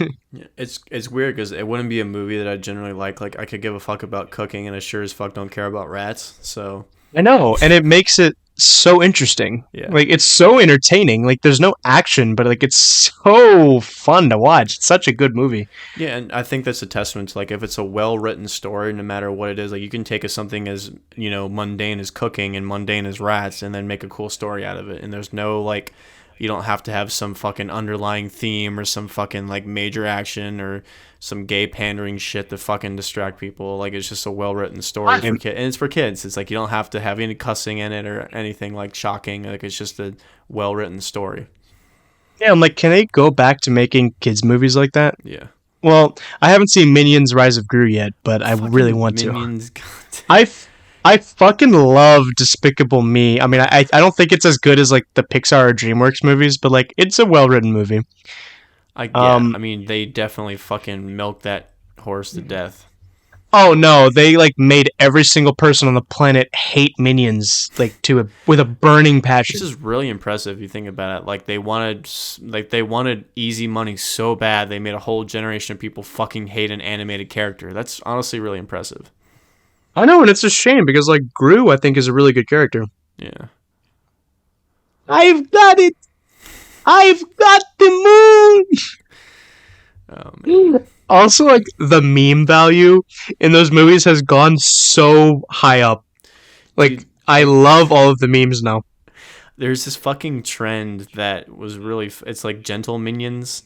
Is like the meme where it's like people like it's like ironic, like they dress up in really nice suits and they'll go to movie theaters and like just fucking like just like verbally quote like, oh, how sophisticated and how like how inquisitive the movie. Obviously they're fucking joking, but they're acting Yeah. like ironically pretentious about the Minions movies, but they're just there's a lot of people that are just causing like a bunch of ruckus and harassing the other movie watchers. So like there's theaters in London that ban people from dressing up nice to watch the Minions movie.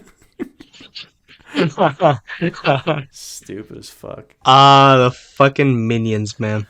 But but yeah, Um, I'm waiting for like the next like really cool kids movie that Pixar yeah, does or I any want. animation does. I have lost all faith in Pixar. I just don't really think they're gonna make another good movie again. Yeah, which is unfortunate.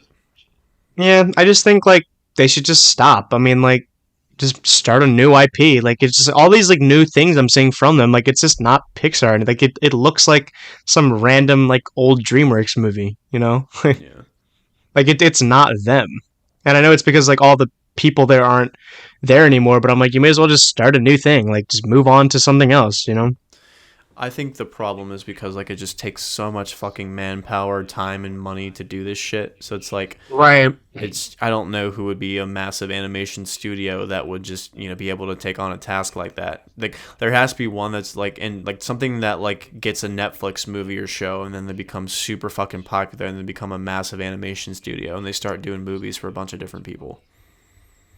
Yeah, I don't know. Well, I mean, movies just don't make as much money anymore. Like I think all the investments now is in TV. Well, that's what I'm saying. So like there Yeah. has to be some like really like not independent but like some like animation studio that gets like a Netflix contract and they make like a super hit show and then like they get contracted to do even bigger things because like I can't think of besides movies like stuff on like streaming like Hulu, Netflix, Paramount, whatever the fuck, right? Like that's like what people watch. Like most people don't watch TV. And I guess most people don't go to the movies. Like it's weird, even like post COVID, the couple movies that I've been to, it's. Did you get that feeling when we went to go see The Northman? Like it's just a shell of what it once was. Like, do you get that feeling? Oh, definitely. Yeah, I it's mean, very people were weird. there. People were definitely there, but I mean, obviously that had the benefit of like the movie being really cool and awesome. I think it's just because we haven't seen a movie in person in like 2 years. Yeah, But well, again, it just yeah, felt in like like a movie theater. yeah. Yeah. it just feels like it's just hollow compared to what it was. Because I remember, I also don't know, it's because like we were kids, so it's like, oh, we're watching this, the release of like the newest, like hottest movie that's out, so it's like the lion's out the door, or like it's like you can feel the energy. It was a big deal. But nothing that Right, comes but out in the like, movie theaters now feels like a big deal. It's like what releases on Netflix is a big deal because everybody's talking about it on social media. oh yeah, I mean, it just shows you how like we've just developed in a different way, because Yeah, but like you Netflix has said, been like super popular for years, even before COVID. So like I think it was just that no, was the final right, nail but in the like coffin. oh yeah, and like they were even still like I think 2010 to like 2019, you can really see the difference Yeah. of like the movie theater attendance, the quality in movies and stuff like that. It dipped. No, for sure. But no, but dude, I just remember, and like I've talked about this on the podcast before, of how like when you're a little kid, everything is like so awesome, and it's like the best thing ever, and it's so entertaining, and like everything is so awesome, endless like entertainment and fun and happiness and joy and peace and love, and like when you get older, it's just like everything sucks, and like you're just desensitized to everything, and it's like fuck. Yeah. You're like, I am really fucking depressed right now, and like nothing can just can help me, and like yeah, I think, and that's part of it. I think is just like overall, because like depression's like higher than it was, like 2010. I can imagine. Like I haven't looked at the statistics, but I don't think that's like an unreasonable educational guess. Like educated guess. Sorry. Yeah. Yeah, I mean, I don't know. Like I hate just the thought of being that way because like there's obviously like it's a mindset. So like there's a lot of things that you can have like genuine fucking wonderment towards, or like just, I don't know. Like I think if you look in the past and try to revive old things, that's what makes you get you that feeling. It's like, oh, I don't have that feeling of joy anymore, or this wasn't as great as it once was. But there's tons of new shit that you can focus on that are way better. Oh right. Like we've talked about developing all your hobbies and shit. Yeah.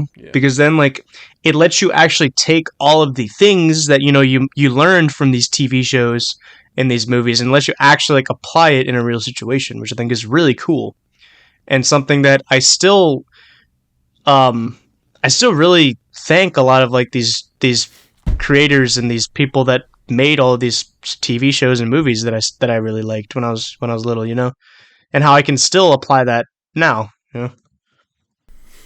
Yeah, I agree. I don't know. Like I think it's just there's too many fucking.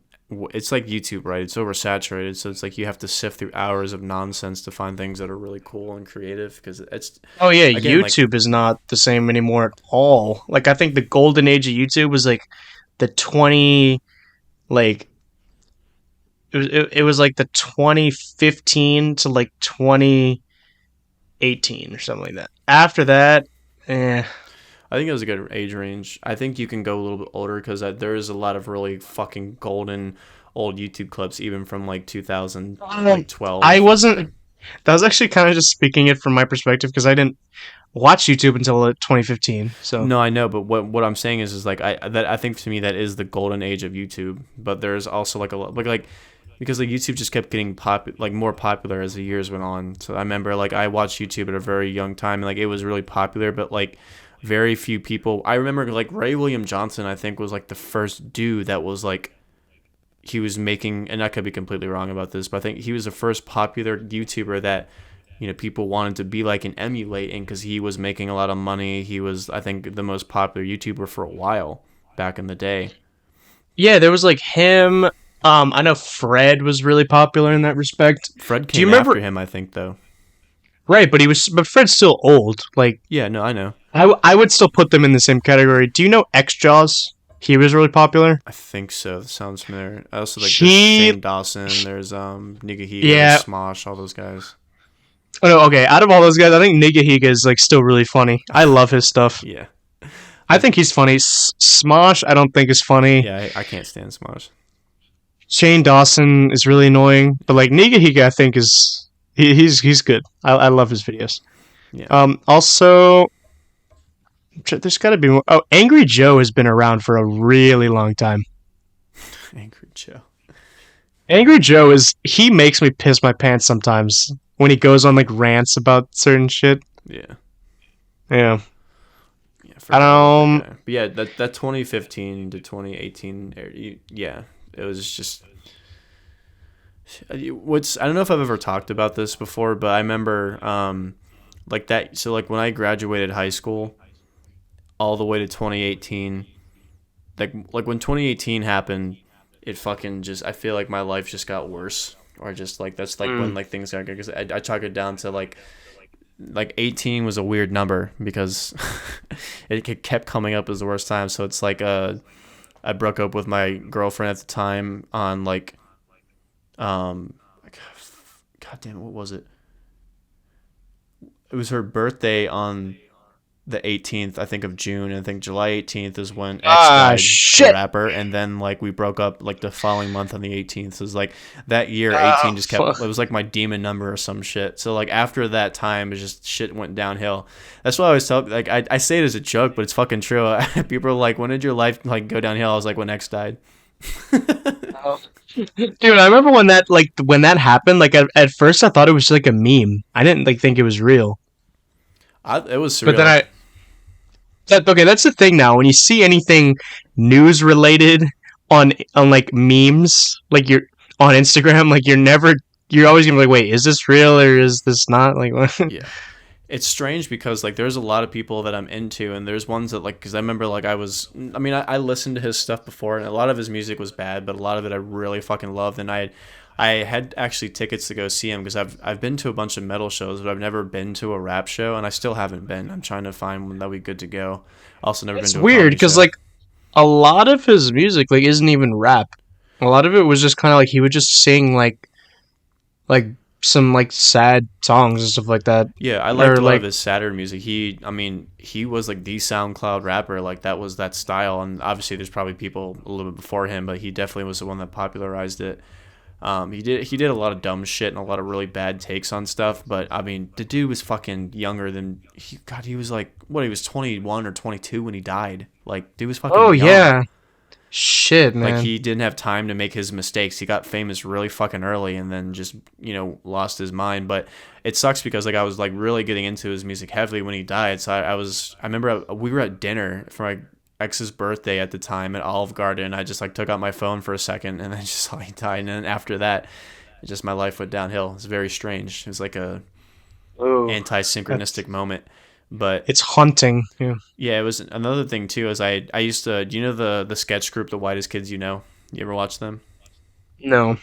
They were like a modern day like Monty, well not like Monty Python. They were they were really stupid, but it was basically Right. just like sketch comedy. But I've been getting into them. I was getting back into them recently, like a year or two ago. And the fucking one of the guys, the main guy, just fucking got drunk on his balcony, fell off, and fucking died. Oh. Wow. It's Wow. fucking Okay. surreal.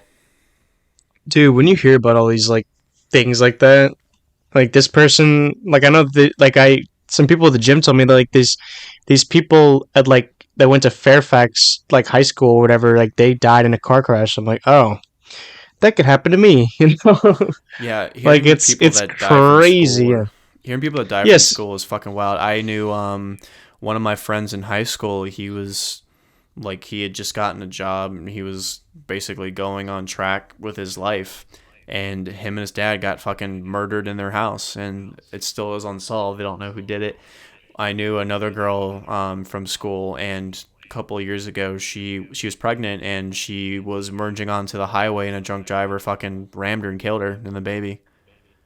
Oh man, There's like that's I knew like one person that hung himself. One of my friends got stabbed and got killed. Like I knew a lot of people from school that are just dead. It's very strange. wow. That's sad, dude. I'm sorry. Yeah. I know there was this one guy who was in the grade above me in high school. He died of alcohol poisoning at Mardi Gras. How old was he? He was just like a year older than me, Damn, but dude. that I think he was like a sophomore in high school. Yeah. You got to be careful with that shit as a minor because I know if you like, because obviously like alcohol poisoning is a big deal, so it's like if you are lucky enough to survive that, like somebody actually takes you to the hospital, get your stomach pumped. I think I don't. The laws might be different, and it might be different from state to state. But at the time, I know in Virginia, like if you're a minor and you go to the hospital for that shit, you get it's like a mandatory like a week in rehab or some shit, or a couple days in rehab. Yeah. Yeah, it's intense.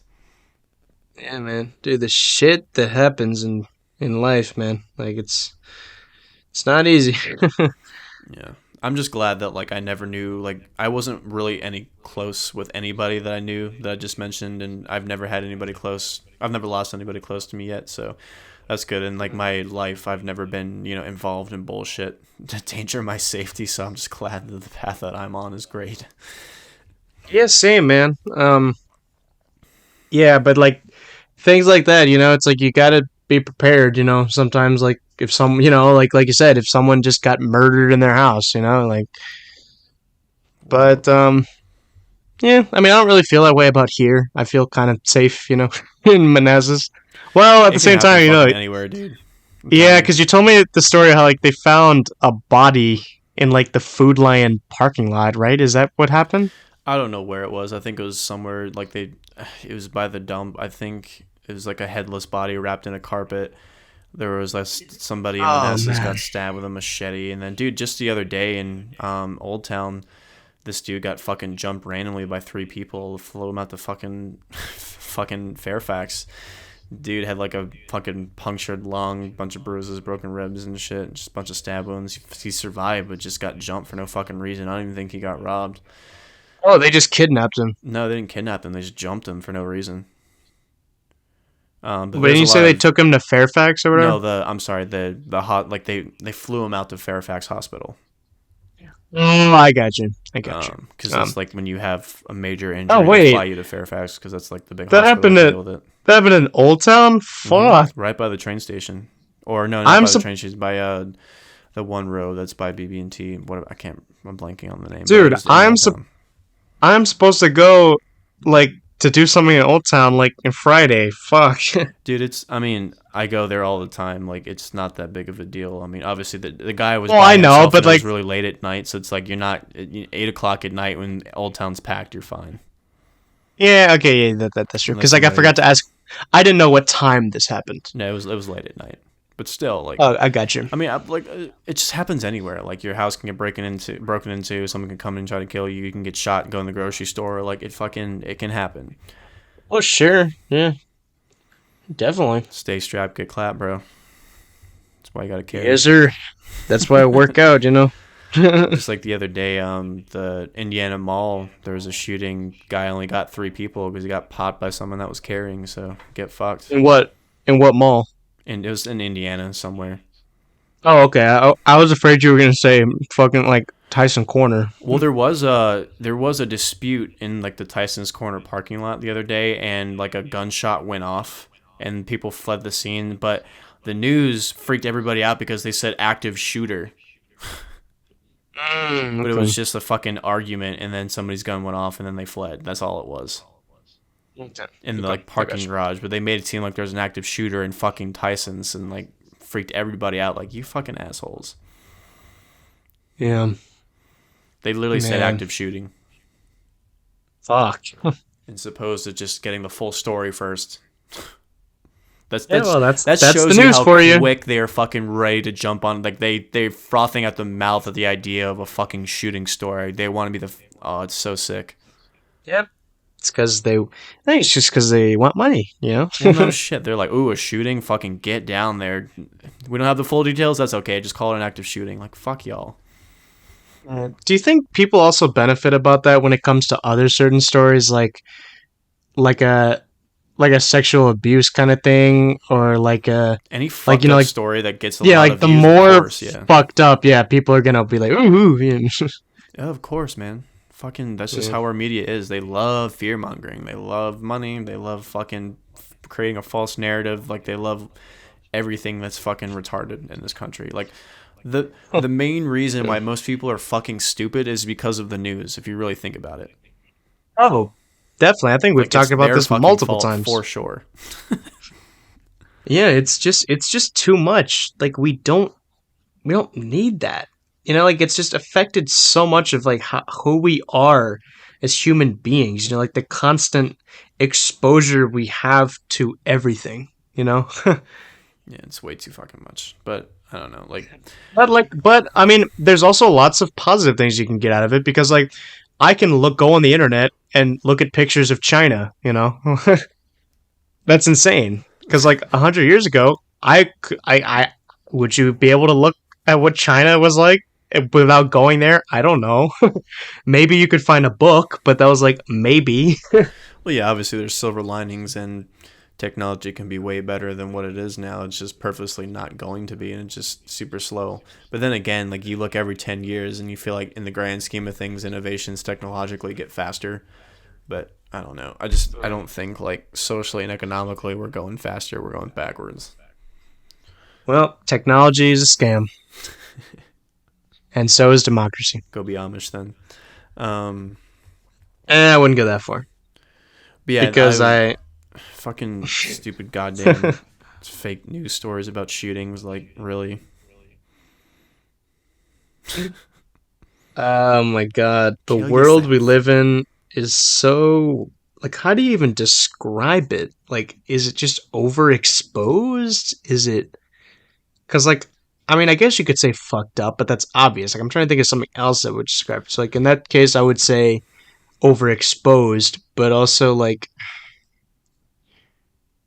I No, I don't think know. overexposed is a good adjective to describe it because, I mean, throughout history, the world's always been a fucked up place. But you know, it just Oh depends right, on your like we've perspective. Like, are you aware of more of the good things that happen, or are you aware of more of the bad things that happen, or do you have good things that happen personally in your life, or do you have bad things that happen personally in your life? So, I think the fact that we can at every second of the day look at the worst possible shit on the internet that can happen to humanity, then yeah, I mean, it seems like from our perspective, the world is more fucked up because it's more exposed. Because like if I you were to see. go Yeah, back to so 1970, like I guarantee you, there's no shortage of corruption, murder, fucked up shit going on back then. But like they just news didn't travel as oh, quickly as it oh does now. sure. Definitely. Yeah. So I don't know. Like I said, I think it just depends on your perspective. You just have to find the silver linings of the fucked up world. But I don't know. I think in general, like I don't know a percentage, but you would guess that most people are trying to lean towards like not wanting to do that shit or wanting to be more empathetic or wanting to have a better life or be more successful. It just depends on how high you're willing to go for that success if you want to fuck it up for other people, I guess. Yeah. I don't know. It just to me it's just stupid living. Like I have the mindset of like, oh, I hate the place that I'm living in or I hate the city that I'm living in, but like there's no potential capacity for me to make a difference or to make it better. I don't know, it's just a stupid Right. fucking dichotomy. Do you want to like stay living here forever? It depends. If I'm doing the same thing that I'm doing now, I feel like I'm gonna stay here for the rest of my life. But if I, get to the point where it expands and it grows really large and I'm able to travel or do a lot more different things, I honestly don't know where I would live. I haven't thought that far Yeah, okay. ahead. Because like I'm honestly just fine living here. I think it's great. Yeah. Because like it has a perfect balance of like it's kind of urban, but like really not urban, and also like it's got shit to do, but it's not like too much shit to do. And like there's lots of cool local things, but also like there's chain things you can get. It's like it's average American, but also like there's cool like old school Virginian kind of things. Yeah. I like it. The, I think it's well balanced. there's a lot of political reasons. Or I should say there's a lot of bureaucratic reasons why it sucks to live in this state, and also like the amount of people that's going to be here and how much industry and government has a fucking stronghold over everything and how they're building everywhere and just ruining all the landscape here. But the cool thing about living in this part of the country is like there is stuff to do. Like you want the city, you can go to DC. You want the mountains, you want farmland, you go a little bit west. You want to go to the beach, you can go down to the beach. Like there's a bunch of fucking different, and we get all seasons, so it's like fucking nature out here is beautiful. There's a ton of shit to do. You can see pretty much any local band. You can see any major band because you have Jiffy Lube, and then you can go to DC to see concerts or go to Richmond or Baltimore. Like you can see any Right, major right. act is going to come to this part of the country. Right, and like also like I actually kind of like how authentically American it is, um, because it's got that like that colonial vibe, with like the mountains, like just the environment. You can Yeah. kind of feel it, but also like even in some like old Victorian looking houses, I see in Old Town and in like other parts of Manassas. So I was like, yeah, like I'm in like America, like when you think of when you think of like I could like the American iconography and stuff like that. Yeah, I mean, it's the history is strong here. It's probably Oh, it's definitely. Yeah. literally the oldest history of our country, literally. I know. Yeah, we are America essentially. Yeah.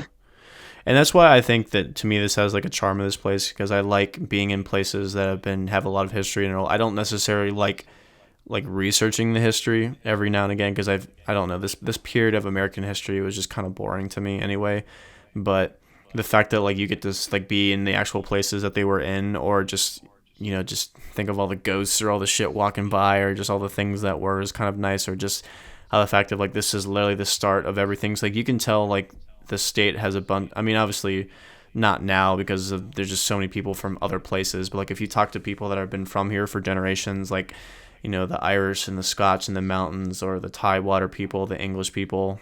So it's like there's a bunch of different types of accents that are very unique to this place, which is really cool. Yeah, like in New York and stuff like that. Yeah. So that's the one cool thing. But like I said, I think for me the charm about living here is just the so much different landscapes and things to do. Even Yeah, though and like I Nova's turning into a fucking industrial hell now of just no, I yuppies and bet. fucking people fleeing all the bullshit states to ruin this one. So it's like I hate this part of Virginia, but I go like Yeah, I've like traveled to a bunch of different places. northern northern DC area, Virginia. Yeah, it's just we're just gonna turn into another California. It's gonna suck ass, Yeah. Well, fucking this state up massively, which is very as disappointing because it could have so much potential. Like we geographically are superior than a lot of besides like California because California is a beautiful state, minus all the fucking ways that the government has ruined it.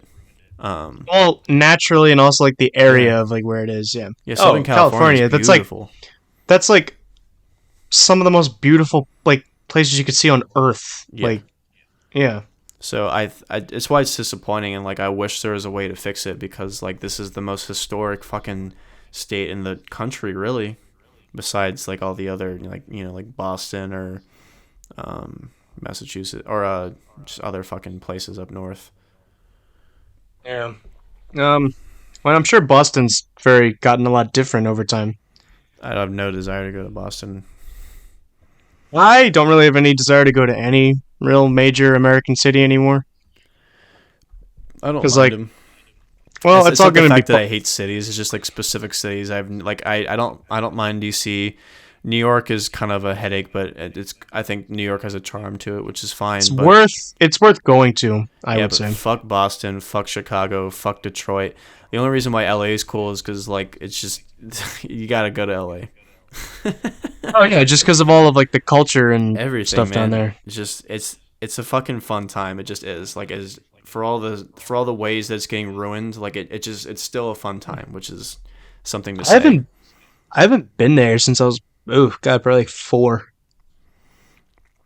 It has this weird because like obviously like there's a reason why all the Hollywood people live there and why all the production is there and all like the fuck because like the worst people that are superficial move to that state, so it's like the people that aren't from there just get fucking have that bad name just get spread because of all the bullshit that's moving in and all the obviously the government ruined that fucking state and everybody's homeless and addicted to drugs and fucking trash everywhere and just ruin their economy pretty much because every major company's fleeing their headquarters to go to Texas. But Yeah, either that or, like, Tennessee or yeah. Florida. So, but even with all that, there still is this like charm. Like I never, because like you can kind of see it. Like obviously the influence of our movies and music and people on YouTube and you can see vlogs and like you can see that lifestyle. But you can see how bad it is for your brain if you live there. But I don't Yeah. think you get the context about it until you go there and physically like just kind of get involved because like it is a place to be. It's very strange among all the bullshit, among all the annoying people, among all the things that happen there. Like it's like you still just want to be there. It's very strange. It's like New Orleans. Like, New Orleans is just a place to be. Like, it's an interesting city, Yeah.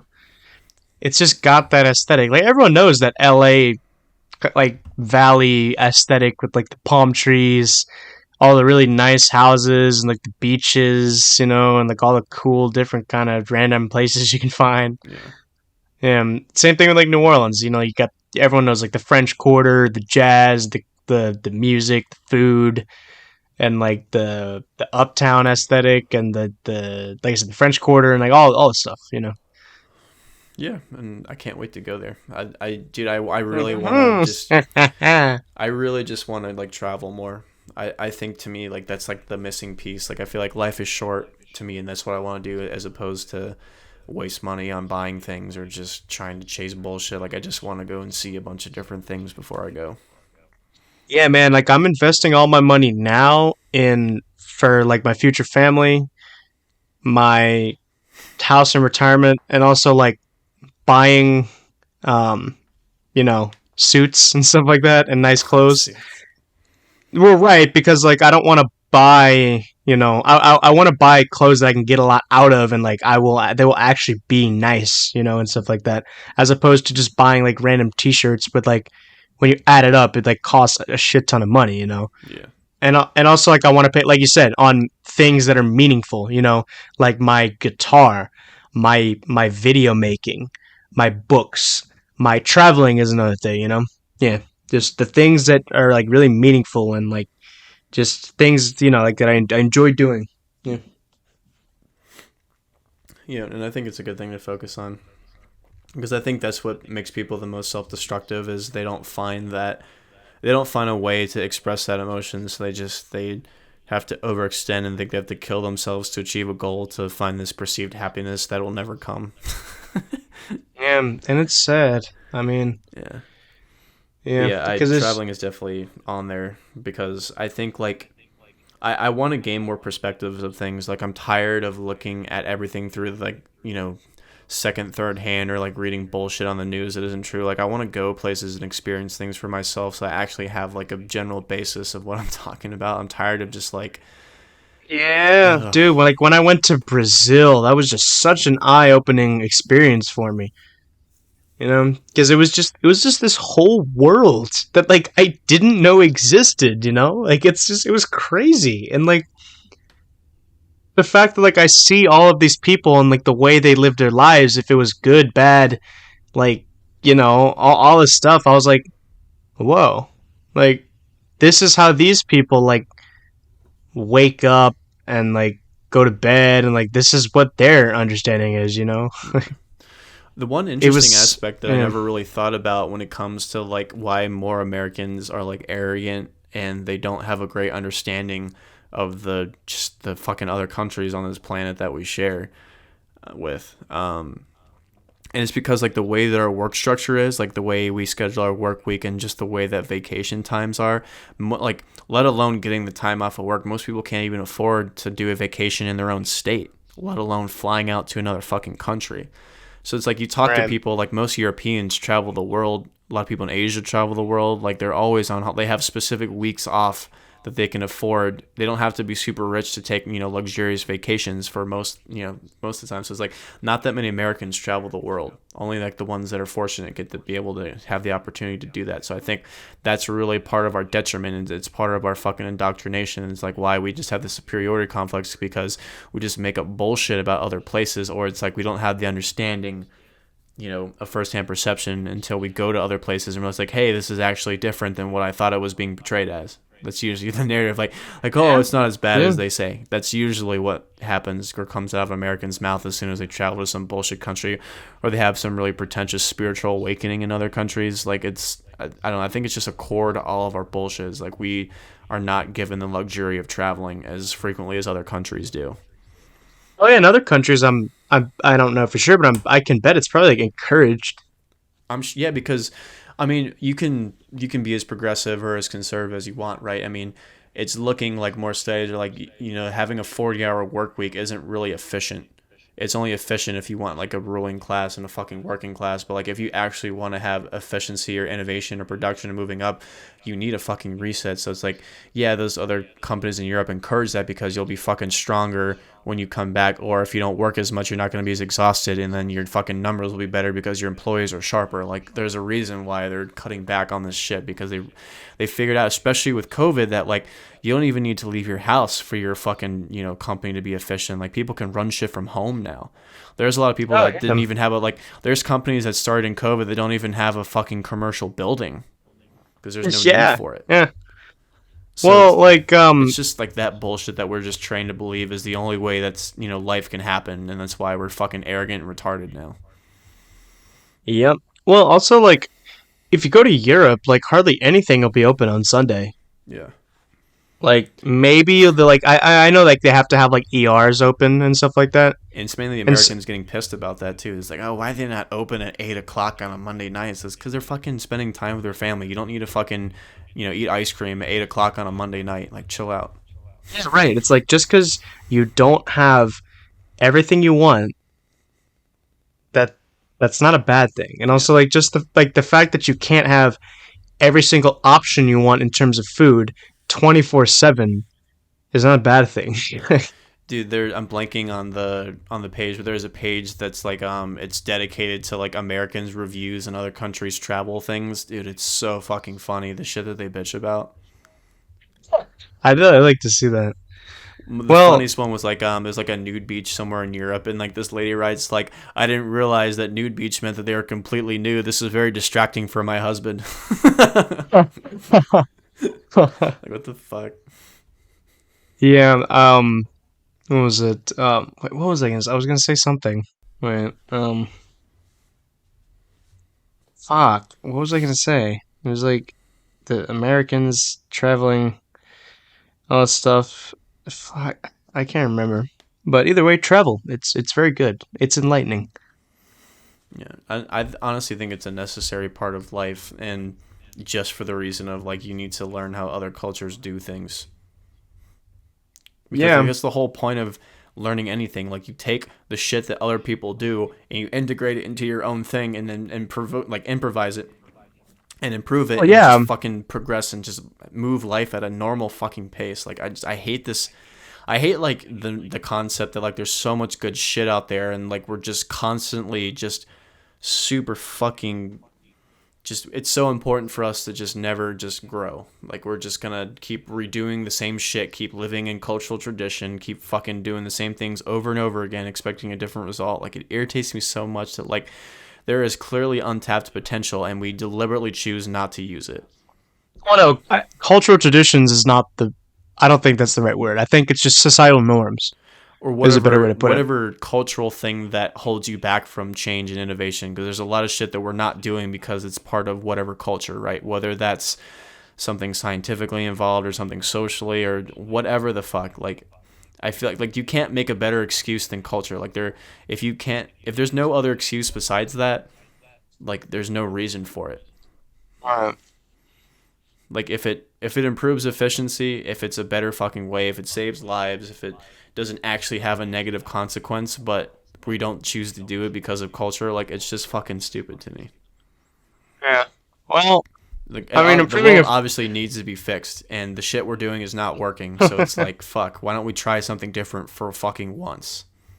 well, I mean, I've talked to this many times. I just think it's too fixed. We don't know what to fucking do anymore. Cause like, but also like when it's too fixed and you have to like fix every single fucking detail, then like obviously, yeah, that requires a lot of work and like 40, 50 hour week long like work and stuff like that.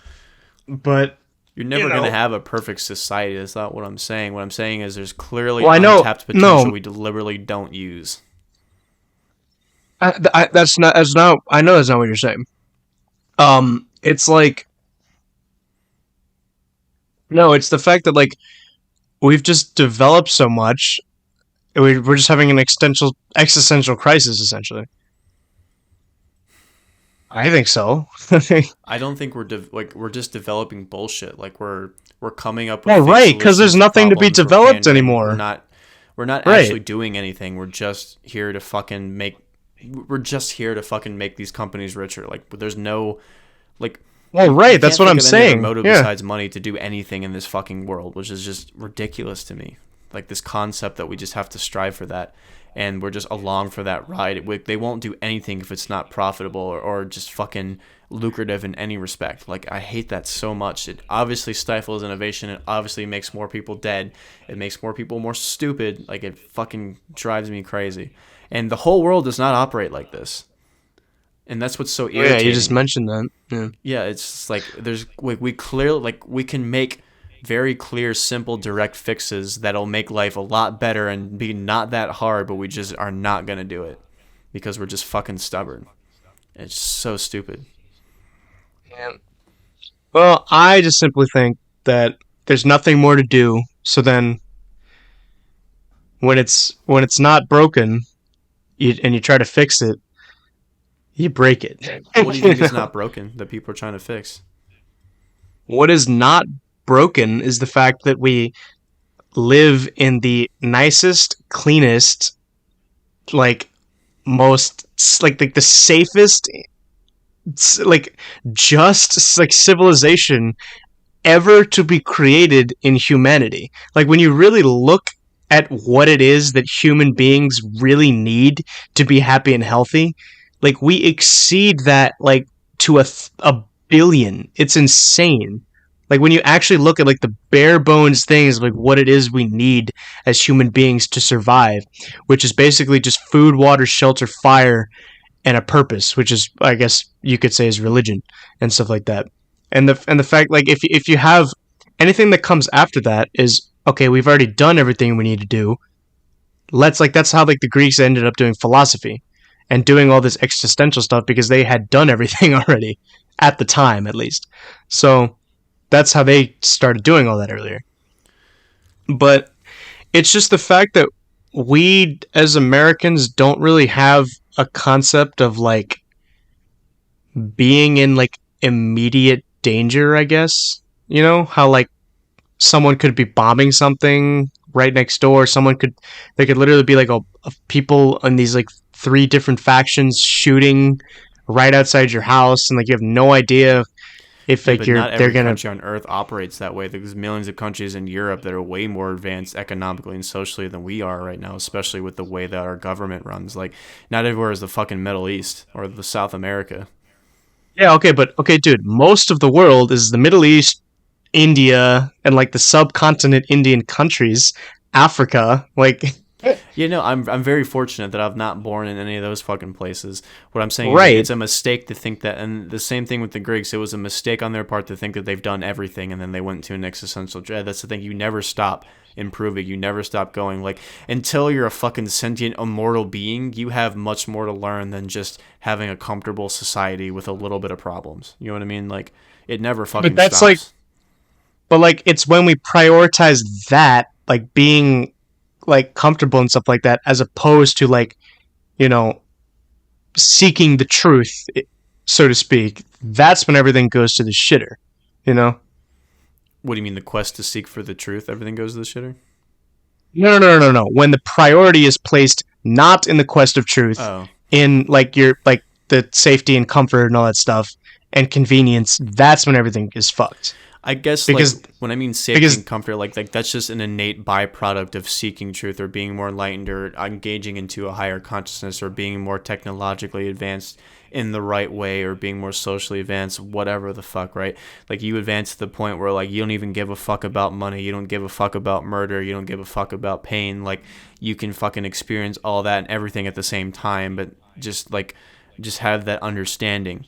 You know what I mean? Like we don't like we're very surface level beings with the high capacity of intelligence and the high capacity for emotion, but we're just regressed down to this like single-minded unit that is never capable of progressing any further, right? right, and that's just what I'm saying is a product of how good our society has been for a long time. Obviously, it's getting worse, but like for such a long time, like, but even like you could take a look back, like in like the 1800s, like Jordan Peterson was saying, like the average Westerner lived off of like $1 something a day, which like by today's standard, that's like that like are you joking? Yeah. Well, Because it's also like inflation too. That's over like 200 years. no. Sure, I know that, but also I think a lot of it is just like certain things that were seen as like like just like these absolute goods that like, oh, there's nothing like what could possibly wrong could come out of this, and this is going to be very controversial, but I think one of them is mainly educating everyone and giving everyone the ability to read and write, um because that totally changes like the social dynamic of a society, and like the because like there's no roles anymore really, because everyone's just kind of like, I'm doing something for society, like I'm doing something. I'm working. Yeah. But it's not. I'm just. It's like that. Like because like when you go back and look at a society, like in like a small town in like the 1960s, 50s, 40s, whatever. Like it's very clear who is who, what like who does what, and like why it is that they do that. Like there's a reason why people dress differently, specifically like men and women, or like cops and lawyers and people like that, and different. Like there's a reason why. It's because like we need to have like a distinguished role, and like the lack of role in a society, the lack of like that actual like communion and the community really is just like it's like it just smites all sense of meaning and like unity and any like just that it's really just the community thing. It's the lack of like doing things for like for the people, when like I don't know if that came across, like just doing things for, well, like the common good, but also like just the Hebrew word is like rabim, like just you know the tribe, I think it just you have to be very specific. So it's like when you have like I agree. I think you do need to have everybody with a specific set of roles that they're naturally gifted at or that they should be like put into, kind of like specializing with a bunch of different types of labor, arts, food, music, whatever the fuck, right? I just think that like if we're trying to place everybody into specific roles just against their will, it's just kind of redundant and just stupid, and obviously it doesn't work. But well, I mean, it doesn't. I mean, yes, but that is the case sometimes. But also, like, number one, some people can just fucking suck it up. It's whatever. But also, like, when you go to other countries, like, when they don't have the opportunity to, like, oh, do I want to go to college? Which college do I want to go to? Do I want to go into blue collar work? Do I want to go into white collar work? It's just, that's what my dad did. So, oh, this is what I do, It's just that, it's the amount of options, I guess, and the amount of choices. It's too much, I think. In well, I think most of it is not a good choice. Like there's a lot of really redundant, time wasting, money wasting choices, and it's hard, especially for young people, to make the right right, choice. So I think right, that's yeah, more of the problem. yeah, and I would agree with that. Like it's a lot of redundant choices. Also, like I saw like these fucking like Doritos that were like Mountain Dew flavored. I was like, how detached from reality is this? And like also like when I see all of these random different flavors of all of these different bullshits, it's like they're really like not that much different. And it like obviously like it's kind of like the George Carlin thing. It's like it's the illusion of all this like choice and all this stuff when like it's really not. You're still gonna eat a fucking bag of potato chips, whether or not it's one of 26 different flavors. It's still potato chips, and it makes you fat and stupider. Yeah. Um, but yeah, I just think it's that, and also like it's the prioritization of convenience and giving essentially unlimited choice to everybody in a society that breeds insanity.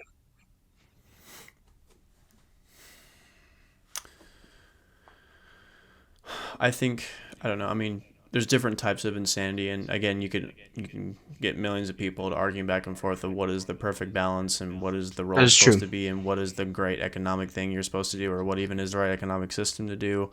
Blah blah blah blah blah blah. I don't know. I just think that like there's different shitty things on both sides of the spectrum, and I think like the funniest response to me is it's the one because like it's sometimes exhausting to argue this stuff because like there's no winning side to it. And what I mean by this is like let's say like somebody is like really patriotic versus somebody is in the middle where it's like likes living here but just wants things to change, or you want people that always bitch about this country and want to go live in other places in the world, but they realize a lot of other places in the world are not as good as how they have it here, even though shit's getting worse right now. But so it's like you take people like that and they go in a room and they fucking, debate it out, right? So it's like there's really nothing individually we can do to really make our communities better. So that's why I was like, oh, if you hate America so much, why don't you leave? Well, it's like, first of all, most people can't even afford to make that choice. Like, they can't even move to a better apartment in their city, let alone move to another fucking country. And also, it's just like, for me, like, I don't think leaving is a good solution. Like, if you're going to complain about a place and you don't even try to make it better, then, like, what good are you, like, you should leave anyway, because you're not going to make this, there's no, logistical reason why we'd need you in this space if all you're going to do is leech off of it and bitch. You know what I mean? But like, and when I think in my head, there's really no way to make this place better unless like you became so successful and you're like the industry of your town, and you do shit that the government doesn't like help pave the roads or organize events or try to like do like community things or help build houses, or you're always fighting with the fucking local government to do shit because it doesn't fit their idea of control. Like they want to have fucking poor areas, they need shitty areas, and they need fear to reelect. So it's like they don't actually want nice communities. Oh yeah, exactly. So Like it's they like don't. you don't. There's no Yeah. logistical change you can fucking make unless you have a ton of influence. But even then, it's just like people don't even make the right choices. Like there's millions of companies that make billions of dollars that like they just throw a bunch of money on problems that don't or on solutions that don't even fucking work. So it's just like, fuck. Well, I think that just like when you said like if things like when if you want them better, or like problems and solutions, that just like depends on like what it is that you would actually mean by problems and solutions. And it brings me back to the fact that like we have nearly everything that a human being could possibly ever want ever, you know? Yeah. And that's why like there's just all this existentialism and all this stuff, you know? Yeah, It's and just it just comes down to like I said earlier, you just have to have that silver lining. Like you got to get over this existential dread and look for the things that actually have a positive impact. Because, sure, like it this podcast sucks. we're doing right now. Like I'm gonna use the internet to have a nice conversation with my buddy, you know? Yeah, and that's just how you got to do it, man. Like I lose my fucking mind just talking about bullshit all day. Finding peace within the emptiness. Yeah, Quote Maynard. solution in silence, in solitude. It's calling me. Oh, such a good song. I listened to that again today. Yeah, I don't Dude, you know. know what is a great fucking song? What? Fucking Tempest. That song kicks ass. I do like this song. It's fun to play too. Oh, I bet. And like in the beginning when he just says like, "Here we go again," I'm like, "Oh yes, here we fucking go again." Honestly, if that was like the last song they ever made, I would be totally fine with that. That like they totally outdid themselves on that song, especially like when there's that whole like Adam Jones is the guitarist, right? Yeah. Yeah, like when he just goes off in like the middle of the song with that solo for like 3 or 5 minutes. I don't even know how long it was. Like, oh my god, it's so good. Yeah, I was going. I like it's the last song too. Yeah, and honestly, like Descending, I would be fine if that was their last song because like that just well, I mean, I guess like Tempest makes more sense because it sounds a little bit more like because you could see it they're like referencing their old music and stuff like that. Yeah. Because like Descending is a little bit too emotional, I guess, to have like as the last song. Yeah, I think it is too emotional. I think Tempest was the perfect last song to Yeah, do. I think Descending would be a good second to last song. I think. Wait, let me look up the order of the I think because Tool I is think always a good euphemism for like the right amount of bitching and the right amount of self progress. So it's like you don't want to end up like uh, Rage Against the Machine, where you just end up becoming a hypocrite. Like right. you end Yeah, up basically becoming everything you're like standing to be against. That's a good way to put it because Tool, like you said, they do.